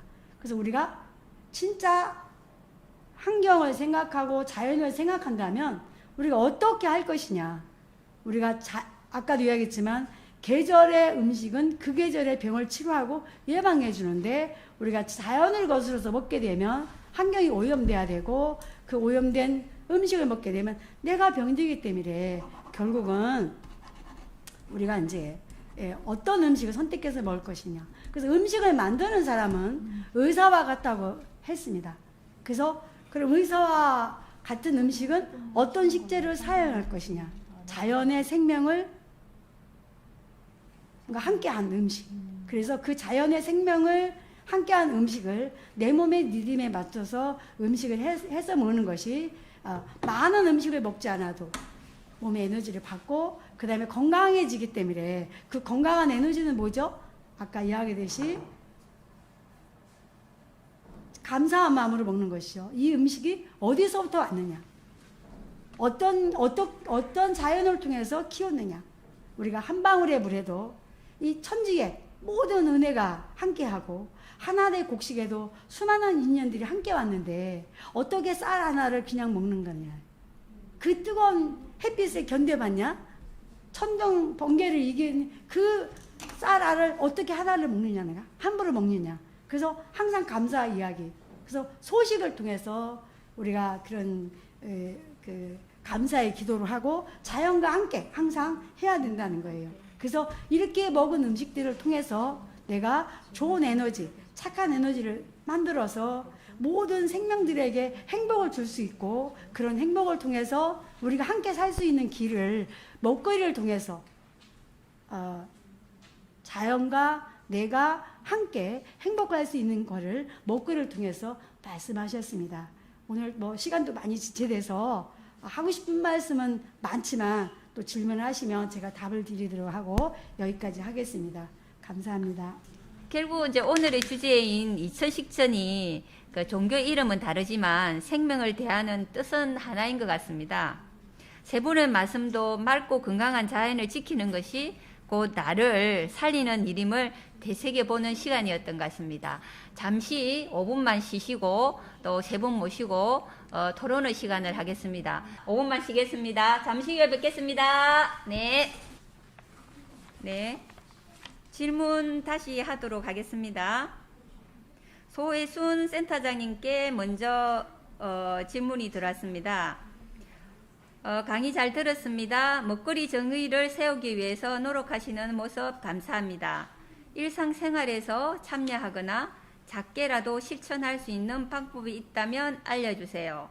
그리고 두 번째는 먹거리 정의센터에 하는 일이 궁금합니다. 자, 두 가지 질문을 해주셨네요. 작게라도 실천할 수 있는 방법을 알려달라는 것과 먹거리 정의센터 하는 일에 대해서 두 가지 질문이 들어왔습니다. 센터장님, 네, 말씀해 주십시오. 네, 질문 감사합니다. 일단 일상 속에서 실천할 수 있는 방법 하나로는 그 음식물 쓰레기라고 얘기를 하는데 요즘 음식물 찌꺼기라고 얘기를 해야 된다 이렇게도 말씀하시더라고요. 음식물 찌꺼기를 최대한 줄일 수 있는 방법을 실천하는 방법 하나를 추천드리고 싶은데요. 프란치스코 교황님께서 그런 말씀을 하셨다고 해요. 그러니까 음식물 찌꺼기를 버리는 것은 다른 사람의, 그러니까 세계적으로 굉장히 빈부격차가 심각하고 굶주리는 사람들이 있는데 그 굶주리는 사람들한테 돌아갈 음식을 빼앗아서 폐기하는 것이다 이런 얘기를 하셨다고 하더라고요. 그래서 제가 그 말씀을 들으면서 굉장히 공감이 갔는데 지금은 굉장히 과잉 생산과 과잉 소비의 시대잖아요. 그러다 보니까 너무 많은 음식물조차도 너무 많은 음식물을 우리가 사서 먹다가 남으면은 버리게 되고 그 음식물 쓰레기 처리 비용이 사실 생산 비용 거의 한 절반에서 3분의 1 정도 될 정도로 선진국에서는 많은 양의 음식물 그 쓰레기들이 버려지고 있는데 그것이 굉장히 큰 환경적 문제를 야기함과 동시에 그리고 한편에서는 굶주리는 사람이 있는데 반해서 한쪽에서 너무 많은 음식을 소비하는 이런 것들이 더욱더 불평등이나 이런 걸 가속화시키기 때문에 개인적으로 가정에서 할 수 있는 실천 방법이나 이런 측면에서는 음식물 찌꺼기를 줄이는 방법을 저는 추천을 드리고 싶고요. 그리고 또 우리가 사회적으로 좀 기여할 수 있는 방법으로는 지금 그 모든 사람들이 다 동일한 소득 수준을 가지고 있지 못하기 때문에 가정 내에서 개개인들이 건강한 음식을 먹을 수 있는 건 편차가 생길 수밖에 없어요. 그래서 모든 사람이 건강한 음식을 먹기 위해서는 적어도 아이들이라도 학교에서는 건강한 음식을 먹을 수 있게 학교 급식에 친환경 농산물이나 우리나라 땅에서 생산되는 로컬 푸드 같은 것들을 이용할 수 있게끔 친환경 학교 급식을 만드는데 힘을 좀 보태는 활동이라든지 학교 급식 이외에도 공공 급식이라고 해서 유치원이나 어린이집 또는 직장, 요즘 군대 급식이 굉장히 부실하다 이런 얘기 굉장히 많이 하잖아요. 그래서 그런 공공급식 영역에서 안전하고 건강한 음식들을 먹을 수 있도록 그리고 수입산 먹거리가 아니라 국산 먹거리를 통해서 이 운송 과정에서 발생되는 이산화탄소 같은 거를 줄이는 것도 굉장히 도움이 되는 활동들이다 이렇게 말씀드리고 싶고 아까 이제 환경적인 먹거리 정의센터에서 하는 활동은 몇 가지는 소개를 해드렸는데 그거 이외에도 마을부엌 활동이라고 해서 지역의 공동체들이 파괴되면서 굶주리는 사람이 있어도 복지의 사각지대에 있는 분들이 분명히 계시잖아요. 그래서 먹거리 공동체를 복원하는 활동 그걸 통해서 이제 마을부엌이라는 것들을 만들어내고 좀 배고픈 사람들이 와서 안정적으로 먹거리를 먹을 수 있는 먹거리 보장을 할 수 있는 방법들 이런 것들을 저희가 활동하고 있고 아까 할머니 네트워크 소개한 것처럼 취약계층 아이들에 대한 안전한 먹거리 교육이라든지 이런 거를 환경복지라고 해서 생활환경, 먹거리 환경 이런 것들을 다 안전하게 만들어 나갈 수 있는 사회 시스템을 만드는 그런 활동들을 주되게 하고 있습니다. 네.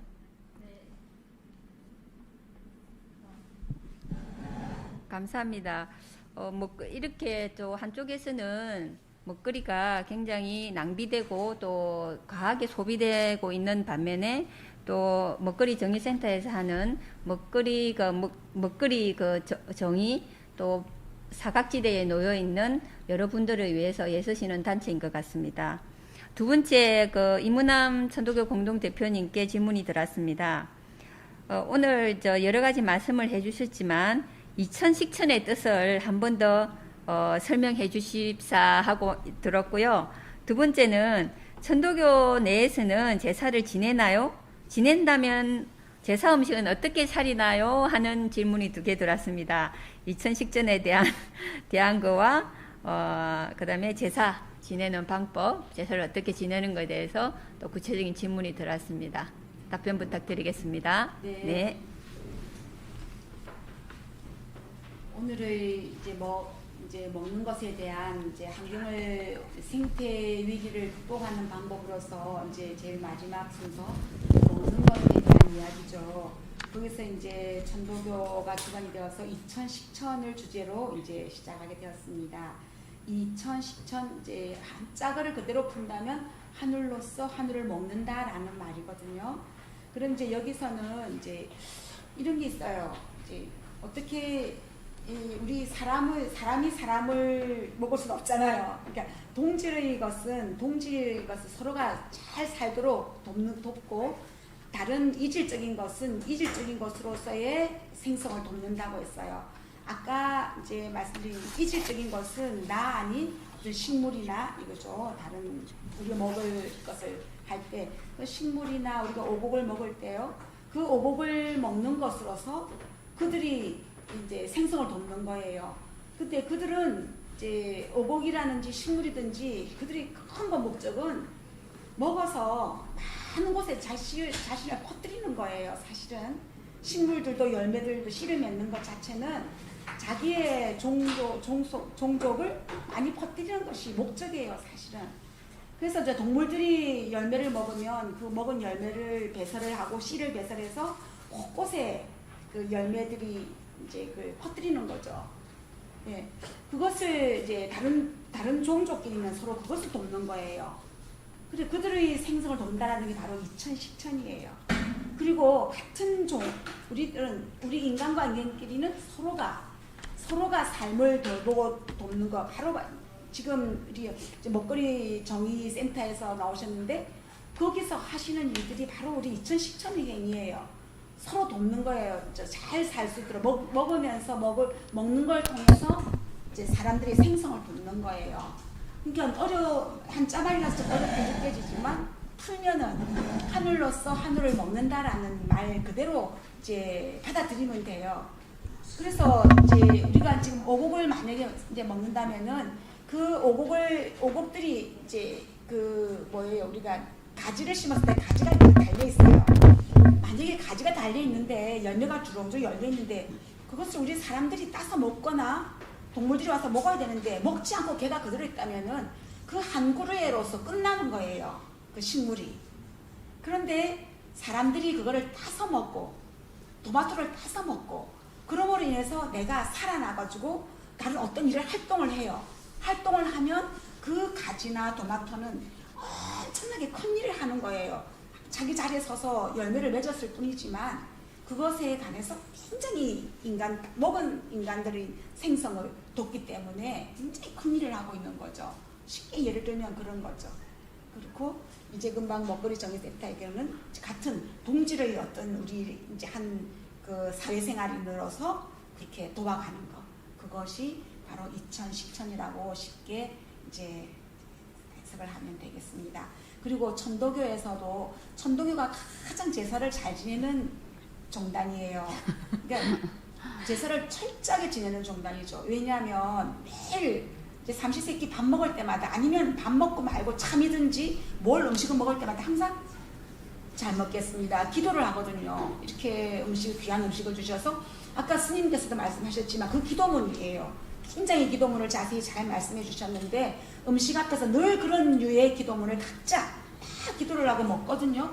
그게 아까 제가 말씀드린 나 존재 하나는 우주의 모든 그 신령한 기운, 우리 조상 나 육신을 형성한 모든 조상 혈기가 나한테 농축되어 있기 때문에 내가 먹는 자체가 제사가 된다는 거예요. 그래서 늘 기도를 하게 되는 거고 먹고 난 다음에도 특별히 기도를 합니다. 잘 먹었습니다. 고맙습니다. 하고 먹고 난 다음에도 항상 기도를 하는 것이 이제 천도교인들의 제사법이에요. 그 이제 제사 음식은 아까 말했는데 저 종류가 있어요. 꼭 총수만 딱 모시고 제사 이제 그 음식을 하고 그다음에 가족들이 모여서 먹을 음식을 나눠 먹기도 하고 또는 아까 말씀드린 상에다가 우리가 먹는 음식상을 그대로 밥상처럼 챙겨놓고 청수상을 딱 모시고 제사를 지냅니다. 그렇게 전도교인들은 이제 가장 철저하게 제사를 잘 지내는 집단이라는 것입니다.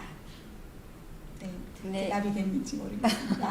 자, 질문하시는 분의 대답이 잘 되셨는가 모르겠네요. 아까 그 두 분 다 센터장님도 그러시고 공동대표님도 그러시고 강의하실 때는 좀 많이 굳어 계시더니 돌발 질문을 훨씬 더 자연스럽게 말씀도 잘해주시는 것 같아요. 평소 때 이제 그런 생각이라든지 뜻을 그게 몸에 배어 있어서 이렇게 자연스럽게 말씀이 나오지 않나 싶습니다. 마지막으로는 선재 스님께 질문이 왔는데요. 선재 스님 하면 사찰 음식으로 유명하시잖아요. 가을을 맞아 쉽게 할 수 있는 제철 요리법 좀 알려주세요. 이렇게 말씀하시는데 저도 그 선재 스님을 강사로 초청하고자 좀 유튜브를 찾아봤더니 아우 굉장히 유명하시더라고요. 그래 유명하신 분이 이 강의를 또 와주신다 해서 저 너무 감사했고요. 그래서 제철 음식 요리법 좀 가르쳐주세요 하는 질문하고 두 번째는 음식마다 궁합이 있나요? 좀 알려주세요 하는 질문이 들었습니다. 아무래도 선재 스님이 음식으로 많이 또 하시다 보니까 포도를 하시다 보니까 아마 이런 질문이 나오지 않았나 싶습니다. 예, 답변 부탁드리겠습니다. 아마 요리를 어떤 분이 배우러 오셨는데 저는 1년을 배워야 수료증을 주거든요. 그때에 따라서 뭘 먹어야 되냐 제철 음식을 먹는 걸 가르치기 위해서 그때그때 틀려집니다. 오이는 1년 12달 지금 나오잖아요. 그죠? 근데 그 오이가 여름엔 약입니다. 오이 자체가 냉한 에너지를 갖고 있어요. 그래서 그 오이를 뭐 소금에 절여서 오이주도 먹고 그 다음에 그 오이를 뭐 꼬창에도 찍어 먹고 된장에도 찍어 먹고 이렇게 합니다. 근데 날씨가 추운 곳에는 꼬창에도 찍어 먹고 날씨가 더운 곳은 된장에 찍어 먹습니다. 근데 그 오이가 이렇게 찬바람이 나고 나면 가을이 되면 그 오이에 손이 안 갑니다. 왜? 오이 자체가 냉하기 때문에. 그래서 그때는 오이를 매운 고추를 넣고 간장을 넣어서 장아찌를 담그든지 그 오이지를 꺼내서 김치 속을 넣어서 먹든지 이렇게 해서 먹습니다.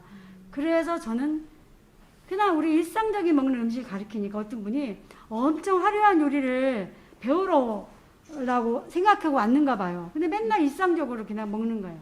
뭐 가지 그러니까 가지를 옛날에는 우리가 밥솥에다 쪄서 무쳐 먹었어요.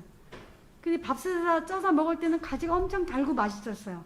왜냐면 가지는 영양도 많고 약효도 많은 반면에 그 가지 약은 독하고 통하거든요. 근데 그거를 밥에다 찌게 되면 그 밥이 이 그 가지의 독을 해독해줘요. 근데 지금은 우리가 밥솥에다가 가지를 쪄먹는 시대가 아니에요. 그럼 어떻게 해야 되냐? 가지를 미리 독을 해독해 줄 수 있는 방법을 이용해야 돼요. 그것이 간장에다 묻혀갖고 놔놨다가 하는 겁니다. 그래서 뭐 가을 되면 가장 뭐 쉽게 할 수 있는 요리가 뭐예요? 근데 어떻게 그걸 설명할지 모르지만 어쨌든 이제 가을에는 가장 그 뿌리요, 연근, 뭐 우엉이라든가 그 다음에 무배추가 굉장히 맛있을 때예요. 그 모든 식물에 다 달아요. 특별한 맛을 하지 않아도 그 뭐 예를 들어 배추가 좀 있으면 많이 나와요. 배추는 이제 이렇게 막 이파리가 커서 비타민 C도 많고 비타민 D도 많고 냉한 에너지를 갖고 있어서 우리 몸에서 열을 빼줘요. 그래서 막 하가 올라갈 때 배추를 먹으면 편안해져요. 근데 여름에는 배추가 맛이 없는데 가을에는 배추가 맛있으니까 그냥 배추만 씻어서 그냥 김을 한번 올려요. 뚜껑을 열고 뭐 좀 다르게 먹고 싶다 그러면 들기름에 풀어도 되는데 저는 그냥 거기다 된장만 넣어요. 한김 오르면 그 된장을 넣어서 한 번만 탁 해갖고 그냥 국물도 퍼먹고 배추도 먹고 그러면 아이들이 아토피 있는 아이들이 그걸 먹고 나면 아토피에 가려움증이 많이 없어져요. 배추도 냉하고 이 된장도 냉하고 독소를 빼주기 때문에. 그래서 뭐 쉬운 거는 있는 식재료의 맛을 그대로 살려서 해주는 거예요. 사람들이 이제 우엉을 특히 제가 요즘 아픈 환자들이 많아서 먹으라 그러면 거의 다 우엉을 물에 담가요.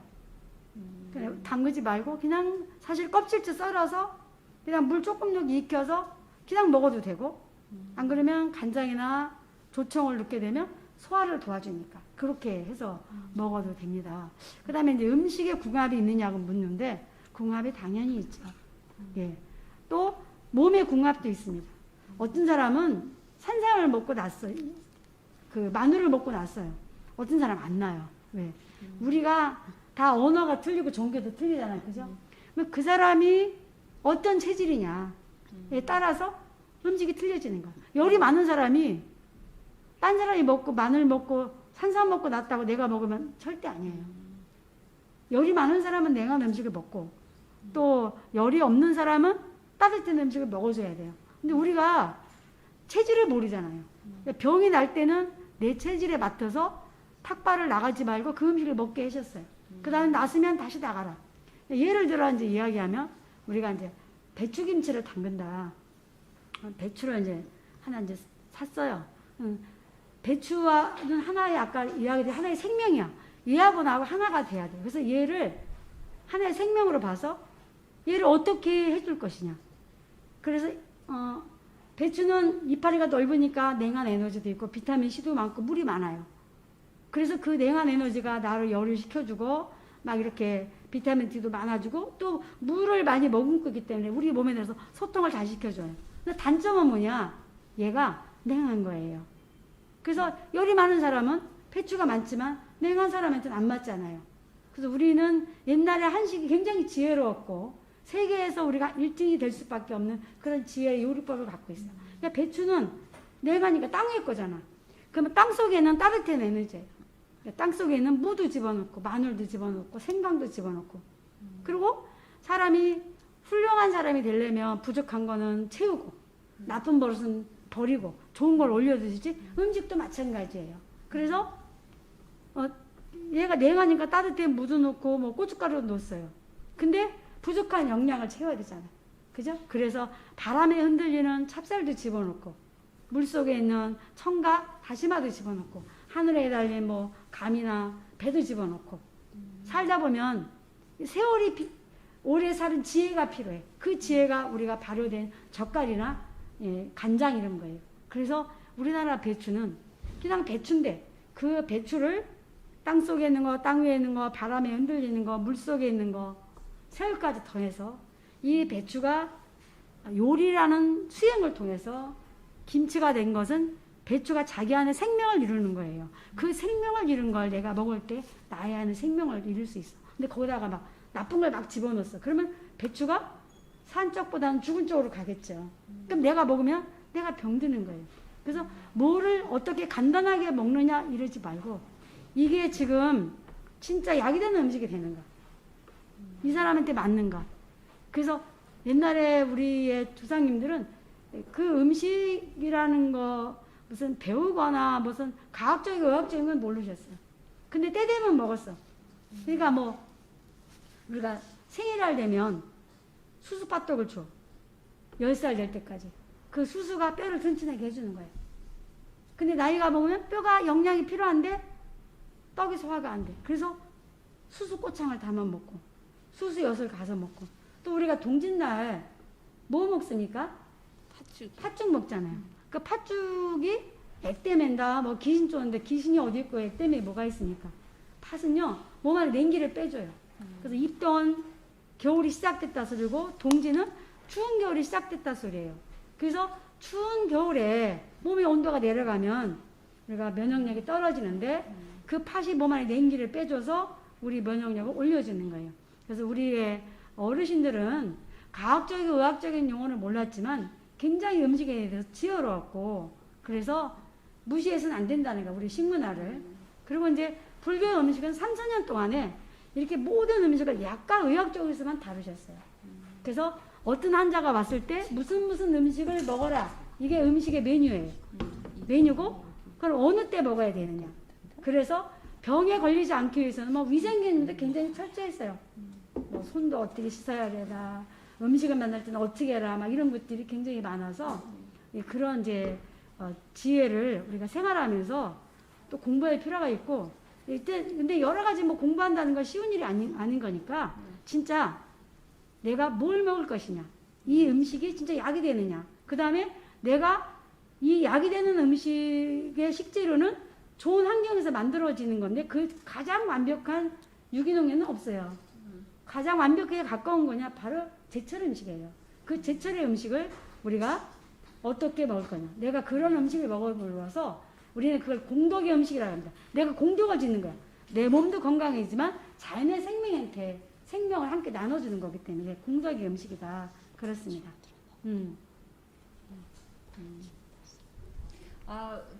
저 선재선님 역시 음식 이야기 하시는 게 제일 눈이 반짝이시고 저도 아주 열심히 잘 들었습니다. 제철 음식을 역시 먹는 게 사람을 살리는 길입니다. 우리 요즘 밭에 가면 제철 음식이 아니고 너무 음식이 너무 많잖아요. 계절을 잃은 이전 음식과 식재료가 있잖아요. 그것보다는 나의 건강과 음식을 통해서 살리는 건 제철의 기운을 받은 제철 음식을 많이 드시기 바랍니다. 그리고 또 요리가 많이 나오시니까 선재 스님한테 저 질문이 들었습니다. 선재 스님 PPT 15쪽을 보면 생체 리듬에 맞게 먹어라. 아침, 점심, 저녁, 밤에 대한 내용이 나오는데 설명을 부탁드리고 밤 귀신이 무슨 뜻인가요? 이렇게 예. 우리 이제 그 의사와 하는데 이제 불교 부처님은 이제 우리 신체에 대한 이야기를 해놓으셨어요. 뭐 사배상이나 이런 게. 우리 뭐 믿음이 있는데 아침에는 뇌가 활동하는 시간이에요. 그래서 아침은 맑게 먹어라. 그래서 아침을 안 먹으면 절에서도 수행자를 꾸짖고 처음에 온 사람한테 수행자 하지 말고 가라 이렇게 말할 정도로 아침을 중요시 여기는 것은 아침에 뇌를 여는 시간이에요. 그래서 아침을 먹는 사람하고 안 먹는 사람하고 업무 능력도 틀리지만 공부도 틀립니다. 그래서 아침은 꼭 먹게 돼 있고 낮에는 위장이 활동하는 시간이기 때문에 부처님이 하루에 한 끼니로 위장이 활동하는 시간이 드셨어요. 저녁에는 간, 심장, 대장이 활동하는 시간인데 이 시간은 조금만 먹어라. 그래서 하루에 열이면 낮에 오를 먹고요. 오는 아침 저녁을 나눠서 먹습니다. 스님들은 아침에 3 먹고 낮에 5 먹고 저녁에 2를 먹습니다. 왜 그러냐면 우리 몸의 리듬이기 때문에. 그러면 본래 밥은 하루에 2끼니 먹게 돼 있어요. 아침에 죽 먹고 낮에 밥 먹고 오후는 가을집을 먹게 돼 있어요. 우리가 음식물이 들어와서 소화하는데 걸리는 시간이 4시간이라는 거야. 그럼 아침에 4시간, 점심때 4시간, 도합 8시간이에요. 그럼 생체 리듬에 딱 맞는 국가에서 정한 노동법과 똑같은 시간이라는 거예요. 그 이해는 너무 무리를 준다. 그러면 우리 몸이 자연의 리듬에 맞춰 먹는데 해가 뜰 때 시작해서 해가 질 때까지만 먹어라. 해가 지고 나면 음식이 흡수가 안 되는 거야. 그래서 우리는 귀신이 먹는 시간이라는 뭐냐? 귀신은 나쁜 에너지라는 뜻이에요. 그래서 우리가 낮에 음식을 먹으면 100% 흡수가 되는데 그걸 저녁에 먹게 되면 반뿐이 흡수가 안 돼요. 그럼 그 반은 어디로 가느냐?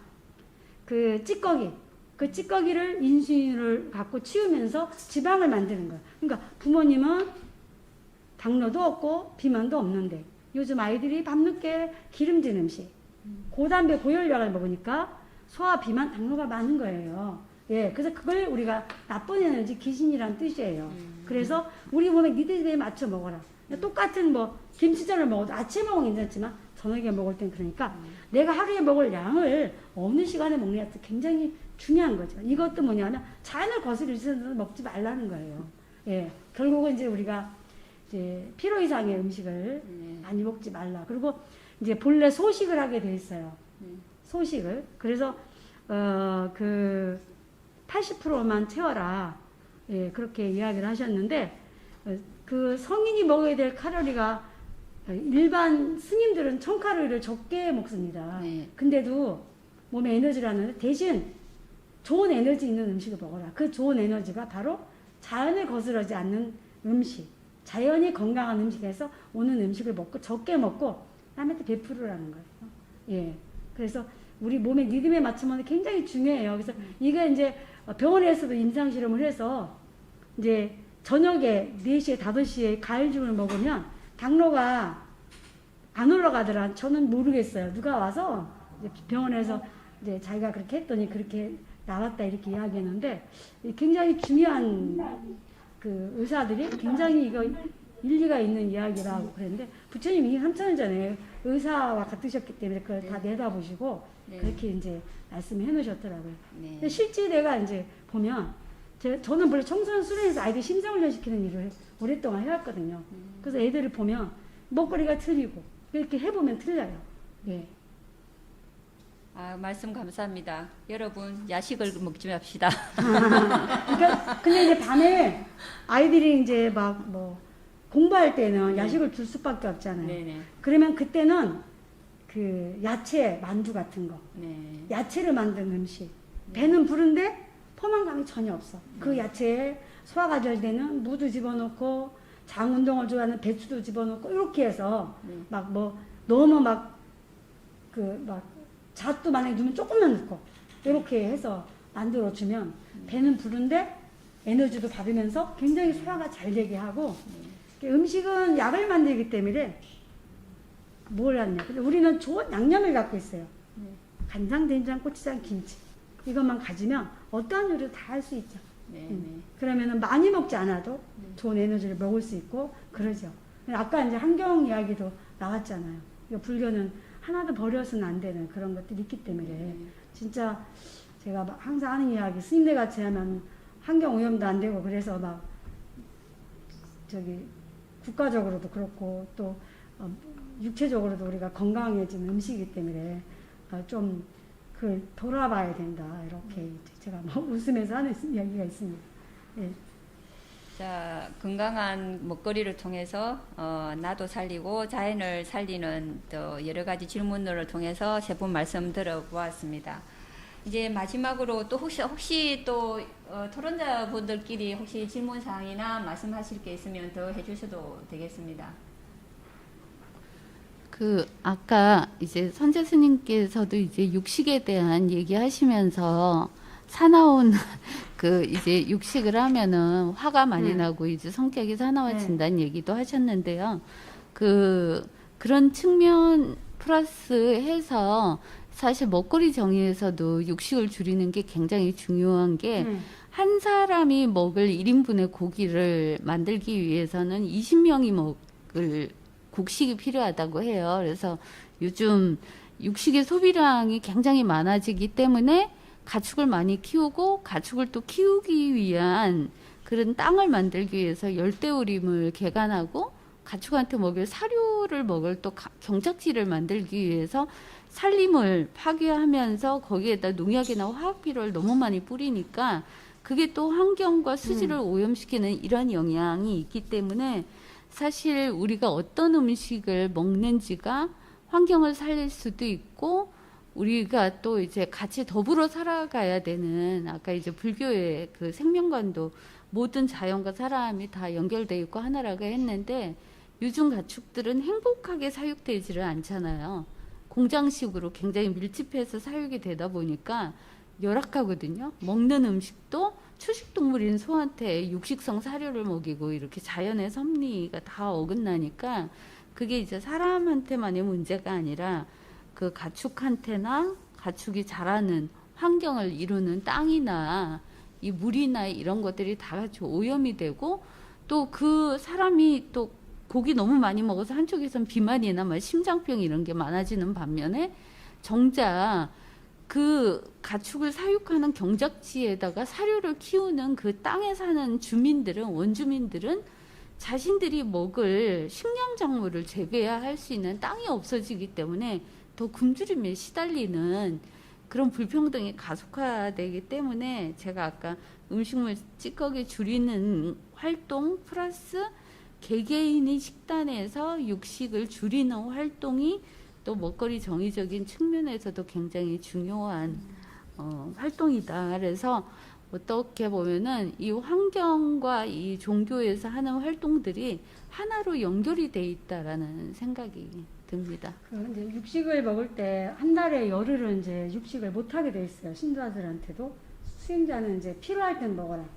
평생을 치러라. 그 대신 이제 감량보다 많아 주식보다 많아서는 안 되고 먹을 때는 두세 배 야채 함께 먹어라. 그래서 굉장히 소식에 육식을 하게 되고, 그럼 한 달에 열흘을 안 먹으면 어떻게 되느냐? 그들한테 베풀라는 거야. 오늘 우리가 뭐 보름이니까 아미타제일이니까 안 먹는다. 그러면 그들이 행복하다는 거야. 동물이나 조개나 다 행복하다는 거야. 근데 누군가 먹으면 누군가 살생을 해야 되잖아요. 예. 근데 그렇게 자비를 베풀기 위해서 열흘 동안 안 먹으면 어떻게 돼? 내 몸에서 독소가 나간다는 거예요. 태어나서 한 번도 육식을 안 하는 사람은 절대 암에 노출되지 않는다는 의사가 하듯이, 예, 그 뭐 육식에 대한 이야기가 이거 사실은 이제 불교가 지향하는 어떤 식생활 중에 이제 하나죠. 동물 복지 또 식물 복지, 인간 복지가 따로 있는 게 아닌 것 같습니다. 다 그 복지의 이름으로 인간과 식물과 사람이 다 하나로 이루어져 있는 것 같습니다. 그러면 이제 우리가 또 다른 말씀 없으신가요? 넘어갈까요? 네, 좋습니다. 저희가 이제 우리 천도교가 이번에 이 이천식전을 주제로 이야기를 나누면서 우리 그 천도교인 분들한테 식구문을 다시 한번 우리가 써보면 어떨까? 현대에 맞춰서 식구문을 한번 해보자는 취지로 우리가 9월달에 환경 이벤트로 식구문 발표를 하기로 했습니다. 그래서 식구문을 여러 가지로 취합을 했는데 오늘 식구문 발표를 정미라 동덕님과 허채봉 동덕님이 우리 천도교 한울연대에서 식구문을 좀 발표해 주셨으면 좋겠습니다. 소거 해제해 주시고 식구문 발표 부탁드리겠습니다. 먼저 정미라 동덕님께서 해주시겠습니다. 예, 모시고 반갑습니다. 경주에 살고 있는 한울연대 공동대표 정미라입니다. 제가 지은 식구문입니다. 한울님, 저와 함께 식사를 합시다. 제가 이 음식으로 생명을 유지합니다. 한울님 스승님, 부모님이 내 몸에서 이 식사로 함께 영생합시다. 네, 감사합니다. 감사합니다. 박수. 자, 경주에서 정미라 동정님 식구문 발표가 있었습니다. 그 다음에 부산 허채복 동정님 나와주십시오. 꺼져버렸네요. 네. 네, 나왔습니다. 네, 말씀해 주십시오. 네, 모시고 반갑습니다. 저는 천도교 한울연대 녹두꽃 채봉이라고 합니다. 저도 식구문을 한번 발표해 보겠습니다. 식구, 이천식천으로 양천주 하시는 한울님, 천지 부모님께서 주신 음식에 의지하여 하늘 스승님의 감흥으로 세상과 함께 덕화가 이루어지시길 식고합니다. 고맙습니다. 네, 감사합니다. 자, 각자 이름은 다르고 또 식구문 내용은 다르지만 우리 천도교인뿐만 아니고 모든 종교인들이 또 여기 계신 분들은 특히나 우리 한 끼 먹는 밥그릇에 다 감사와 또 자연의 이치와 또 생명의 이치를 다 이해하고 감사히 잘 먹어서 나를 살리는 식구문으로 다 함께 하시기 바랍니다. 자, 이것으로서 식구문 발표는 마치고요. 오늘 각 종단에서 좀 한 말씀씩 오늘 우리 이 행사에 대해서 한 말씀씩 인사 말씀을 하시도록 하겠습니다. 먼저 기독교 임중영 간사님. 예, 반갑습니다. 네네. 제 말씀 들리시나요? 네네, 잘 들립니다. 예. 너무 좋은 시간이었고 감사합니다. 이렇게 많이 배울 수 있는 시간이었고요. 저희 기독교도 항상 식사 전에 식사 감사 기도를 드립니다. 네. 그리고 이제 저희도 날짜는 다 다르게 지킬지 모르지만 또 추수감사에 대한 얘기들, 또 저희가 보리를 거둘 때는 맥주감사 이렇게 해서 감사절을 지키는 게 있습니다. 그래서 저희 날짜는 각자 다르지만 하여튼 그런 감사들을 하면서 저희도 먹거리에 대한 얘기들을 항상 하곤 합니다. 예전에 저희 기독교 환경운동연대에서 생명밥상 운동도 했었고요. 그래서 먹거리 중요성에 대해서 여러 가지로 생각했었는데 오늘 말씀 들으면서 더 많은 걸 배우는 시간이었던 것 같습니다. 잘 유념해서 저희도 좀 이 안에서 저희만의 어떤 저희 그 종교의 심성을 가지고 지킬 수 있는 먹거리 운동들을 좀 고민해봐야겠다 하는 생각들 하는 시간이었습니다. 감사합니다. 네, 감사합니다. 그 모든 종교인들 특히 이제 종교 환경단체에서는 먹거리에 대한 그 고민과 또 먹거리를 어떻게 하면 잘 먹을 수 있는 것에 대해서 고민 안 하는 종단은 없다고 봅니다. 다음에는 천주교 양기석 신부님 연결되시나요? 네, 안녕하세요. 네, 신부님, 네, 안녕하십니까? 네. 네. 뭐 재미난 얘기 잘 들었습니다. 여러 가지 관점에서 조금 이렇게 표현하시는 것들은 좀 차이가 있을지 몰라도요. 생명이 그저 혼율로 존재할 수 있는 것이 아니라 다른 존재로부터 도움을 받아야만, 다른 존재의 희생이 있어야만 존재할 수 있다는 것을 가르쳐 주시는 좋은 시간이었던 것 같고요. 특히나 이런 기후위기 시대, 생태계 위기 시대에 우리가 얼마만큼 우리에게 주어진 것만에 감사하게 받아들이고 나누는 삶이 아니라 더 많이 축적하거나 더 많이 차지하려고 하는 이런 태도 때문에 오히려 다른 이의 것을 도둑질하거나 죽이는 이런 삶을 살아왔다는 것을 좀 되돌아보는 시간이었던 것 같습니다. 특히나 제철 음식이라는 게 좀 그 개념이 좀 새롭게 좀 들려왔던 것이요. 그냥 제철 음식이 그냥 건강한 것으로 생각을 했었는데요. 그 시기에 딱 맞춰진 것이 우리에게 딱 허락된 것만을 의미한다는 이런 생각이 들었습니다. 저는요. 듣다 보니까. 그래서 이게 절제하지 않는 삶, 나에게 허락된 것 이상의 것을 자꾸 탐하는 현대 세계의 성장 중심의, 소유 죽음의 이러한 삶이요. 오히려 다른 이들을 고통스럽게 만드는 것과 또한 동시에 결국에는 나도 죽음에 이르게 하는 그런 방향이거나 혹은 삶의 태도였다는 것을 좀 확인하는 시간이었던 것 같습니다. 준비해 주신 여러분들 그리고 또 천도교 하늘연대 분들께 감사드립니다. 예, 고맙습니다. 네, 감사드립니다. 우리 신부님 말씀하신 대로 제철 따라서 허락된 것만 먹도록 합시다. 그 다음에 저 불교 한추영 차장님 준비되어 계십니까? 네. 네, 말씀해 주십시오. 네. 네, 우리 소혜순 먹거리 정의 센터장님 얘기를 통해서 이 먹거리 정의에 대해서 다시 한번 좀 생각하는 좋은 시간이었고요. 또 이문아 한울연대 공동대표님 통해서는 이 제목처럼 이천식천이라는 새로운 어떤 천도교의 사상에 기반한 이 음식에 대한 이런 사상을 좀 알게 돼서 되게 흥미로웠고요. 또 선재 스님께서 말씀하시는 얘기들은 저한테는 매우 익숙해서 또 귀에 쏙쏙 잘 들어오더라고요. 네, 그래서 되게 좋은 시간이었고요. 저는 불교 경전 속에 소연경이라는 경전이 있는데요. 여기서 있는 그걸 하나 잠깐 읽어드리겠습니다. 그 뒤로 이 땅에는 저절로 지미가 생겨났는데 빛깔과 맛을 갖춰 향기롭고 조촐하여 먹을만 했다. 이때 중생들은 다시 그것을 취해 먹으면서 그 세계에 오랫동안 머물렀는데 그것을 많이 먹은 자는 얼굴이 초췌하고 그것을 적게 먹은 자는 오히려 얼굴빛이 좋고 광택이 났다. 네.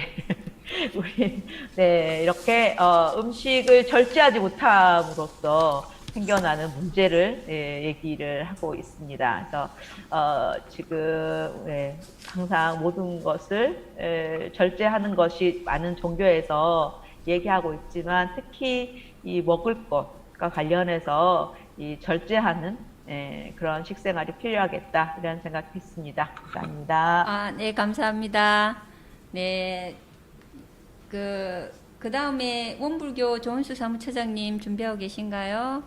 네. 네. 네, 반갑습니다. 네, 감사합니다. 네. 네, 이렇게 저희가 의식주 생활에서 주의식으로 돌아볼 수 있는 시간인데 정말 귀한 시간을 만들어 주셔서 감사합니다. 뭐 다들 공통적으로 말씀하셔서 다들 이제 이 다른 의견이 있는 건 아니고요. 이제 그 결론적으로 말씀하셨던 것처럼 자연을 거스르지 않는 음식이라고 강조를 하셨는데, 저는 이것을 자연을 거스르지 않는 식습관을 가질 수 있을까라는 고민을 좀 하게 됐습니다. 사실 제철이라고 하는 것도 다 지금은 뒤죽박죽이 되어버린 상황에서 제철에 나는 재료라고 하는 것들, 그리고 우리가 먹을 수 있는 먹거리 원재료들도 다 바뀌어가고 있는 상황이잖아요. 이런 상황들에서 우리가 선택할 수 있는 것들만으로 바뀔 수 있을까? 물론 이제 개개인의 삶, 그 먹거리 방식부터 변화를 해야 되긴 하겠지만, 우리가 선택할 수 없는 식습관을 만들어내는 이제 사회적인 문제, 구조적인 한계들도 있다는 생각이 듭니다. 차분하게 재료를 취해서 요리하고 그것을 같이 나누고 하는 삶의 방식들을 빼앗긴 지가 되게 오래됐잖아요. 이미 이제 너무나 항상 그 시간에 쫓기고 효율성에 쫓기고 모두가 다 일을 하는 것이 우선이고, 그래서 이제 먹거리를 준비하고 그것을 만드는 사람의 노동이나 이런 것들이 상대적으로 이제 가치가 좀 폄하되는 이런 이제 사회 구조의 문제들이 사실은 우리가 좋은 것을 먹고 잘 먹어야 하는 우리의 권리도 빼앗고 있는 것이 아닌가라는 생각을 좀 해봤습니다. 그래서 자연의 권리를 찾는 것과 동시에 우리도 우리 스스로가 정말 좋은 먹거리를 식생활을 할 수 있는 그런 권리 찾기를 같이 고민을 해야 되겠다. 삶의 양식을 바꿀 수 있는 사회의 그런 구조적인 시스템이 변화되지 않으면 우리의 건강도 우리가 스스로 지킬 수 없는 그런 상황이 아닌가라는 생각을 좀 했습니다. 결국은 자연이 생명인데 그 자연을 지키고 회복하는 것, 그 속에 다른 일반 생명의 권리뿐만 아니라 우리들 인간들도 인간다움의 권리들을 찾는 노력들도 함께 가져가는 것이 또 한 번 생각하는 그런 시간이었습니다. 감사합니다. 감사합니다. 자, 이번에는 이제 다 각 동단에서 말씀해 주신 것 같고, 마지막으로 이미혜 상임 대표님께서는 종안 대표님으로서는 말씀해 주셨지만 천도교 한울연대 대표님으로 한 말씀 하시겠습니까? 네네. 네. 어쨌든 여러분들 함께해서 너무나 감사했고요. 천도교에서 이렇게 준비하고 또 여러분들과 함께 좋은 이야기 나눌 수 있게 해주셔서 우리 종교환경에 함께 해주셔서 너무나 감사합니다. 다들 너무너무 수고하셨어요. 감사합니다. 네, 감사합니다. 이것으로 종교인 대야 한마당 네 번째 시간 2010천 천도교 편을 마치도록 하겠습니다. 우리 오늘 세 분 말씀 강의 너무 잘 들었고요. 그리고 또 토론도 강의 못지않게 우리가 좀 알고 싶고 또 궁금했던 거, 그리고 또 우리가 다시 한번 새겨야 될 말씀들 잘 해주셔서 다시 한번 또 우리가 또 함께 살피는 시간이 되었던 것 같습니다. 오늘 세 분 너무 감사드리다고 보이시고 소리는 잘 들리지 않지만 소거 해제하시고 크게 박수 한번 부탁드리겠습니다. 감사합니다. 자, 이것으로 수고하셨습니다. 네, 감사합니다. 네, 이것으로 2010천 천도교 한울연대 편 종교인 대야 한마당을 모두 마치겠습니다. 모두 감사합니다. 자, 네, 그리고 수고하셨습니다. 안내 말씀드리겠습니다. 5번째 종교인 대야 한마당은 청주교 종합 토론으로 진행됩니다. 10월 26일 종합 토론에서 다시 한번 찾아뵙겠습니다. 모두 함께 해주셔서 다시 한번 감사드립니다. 네, 감사드립니다. 수고하셨습니다. 네, 수고하셨습니다. 감사드립니다. 네, 감사드립니다. 수고 많이 하셨습니다. 네, 감사합니다. 네.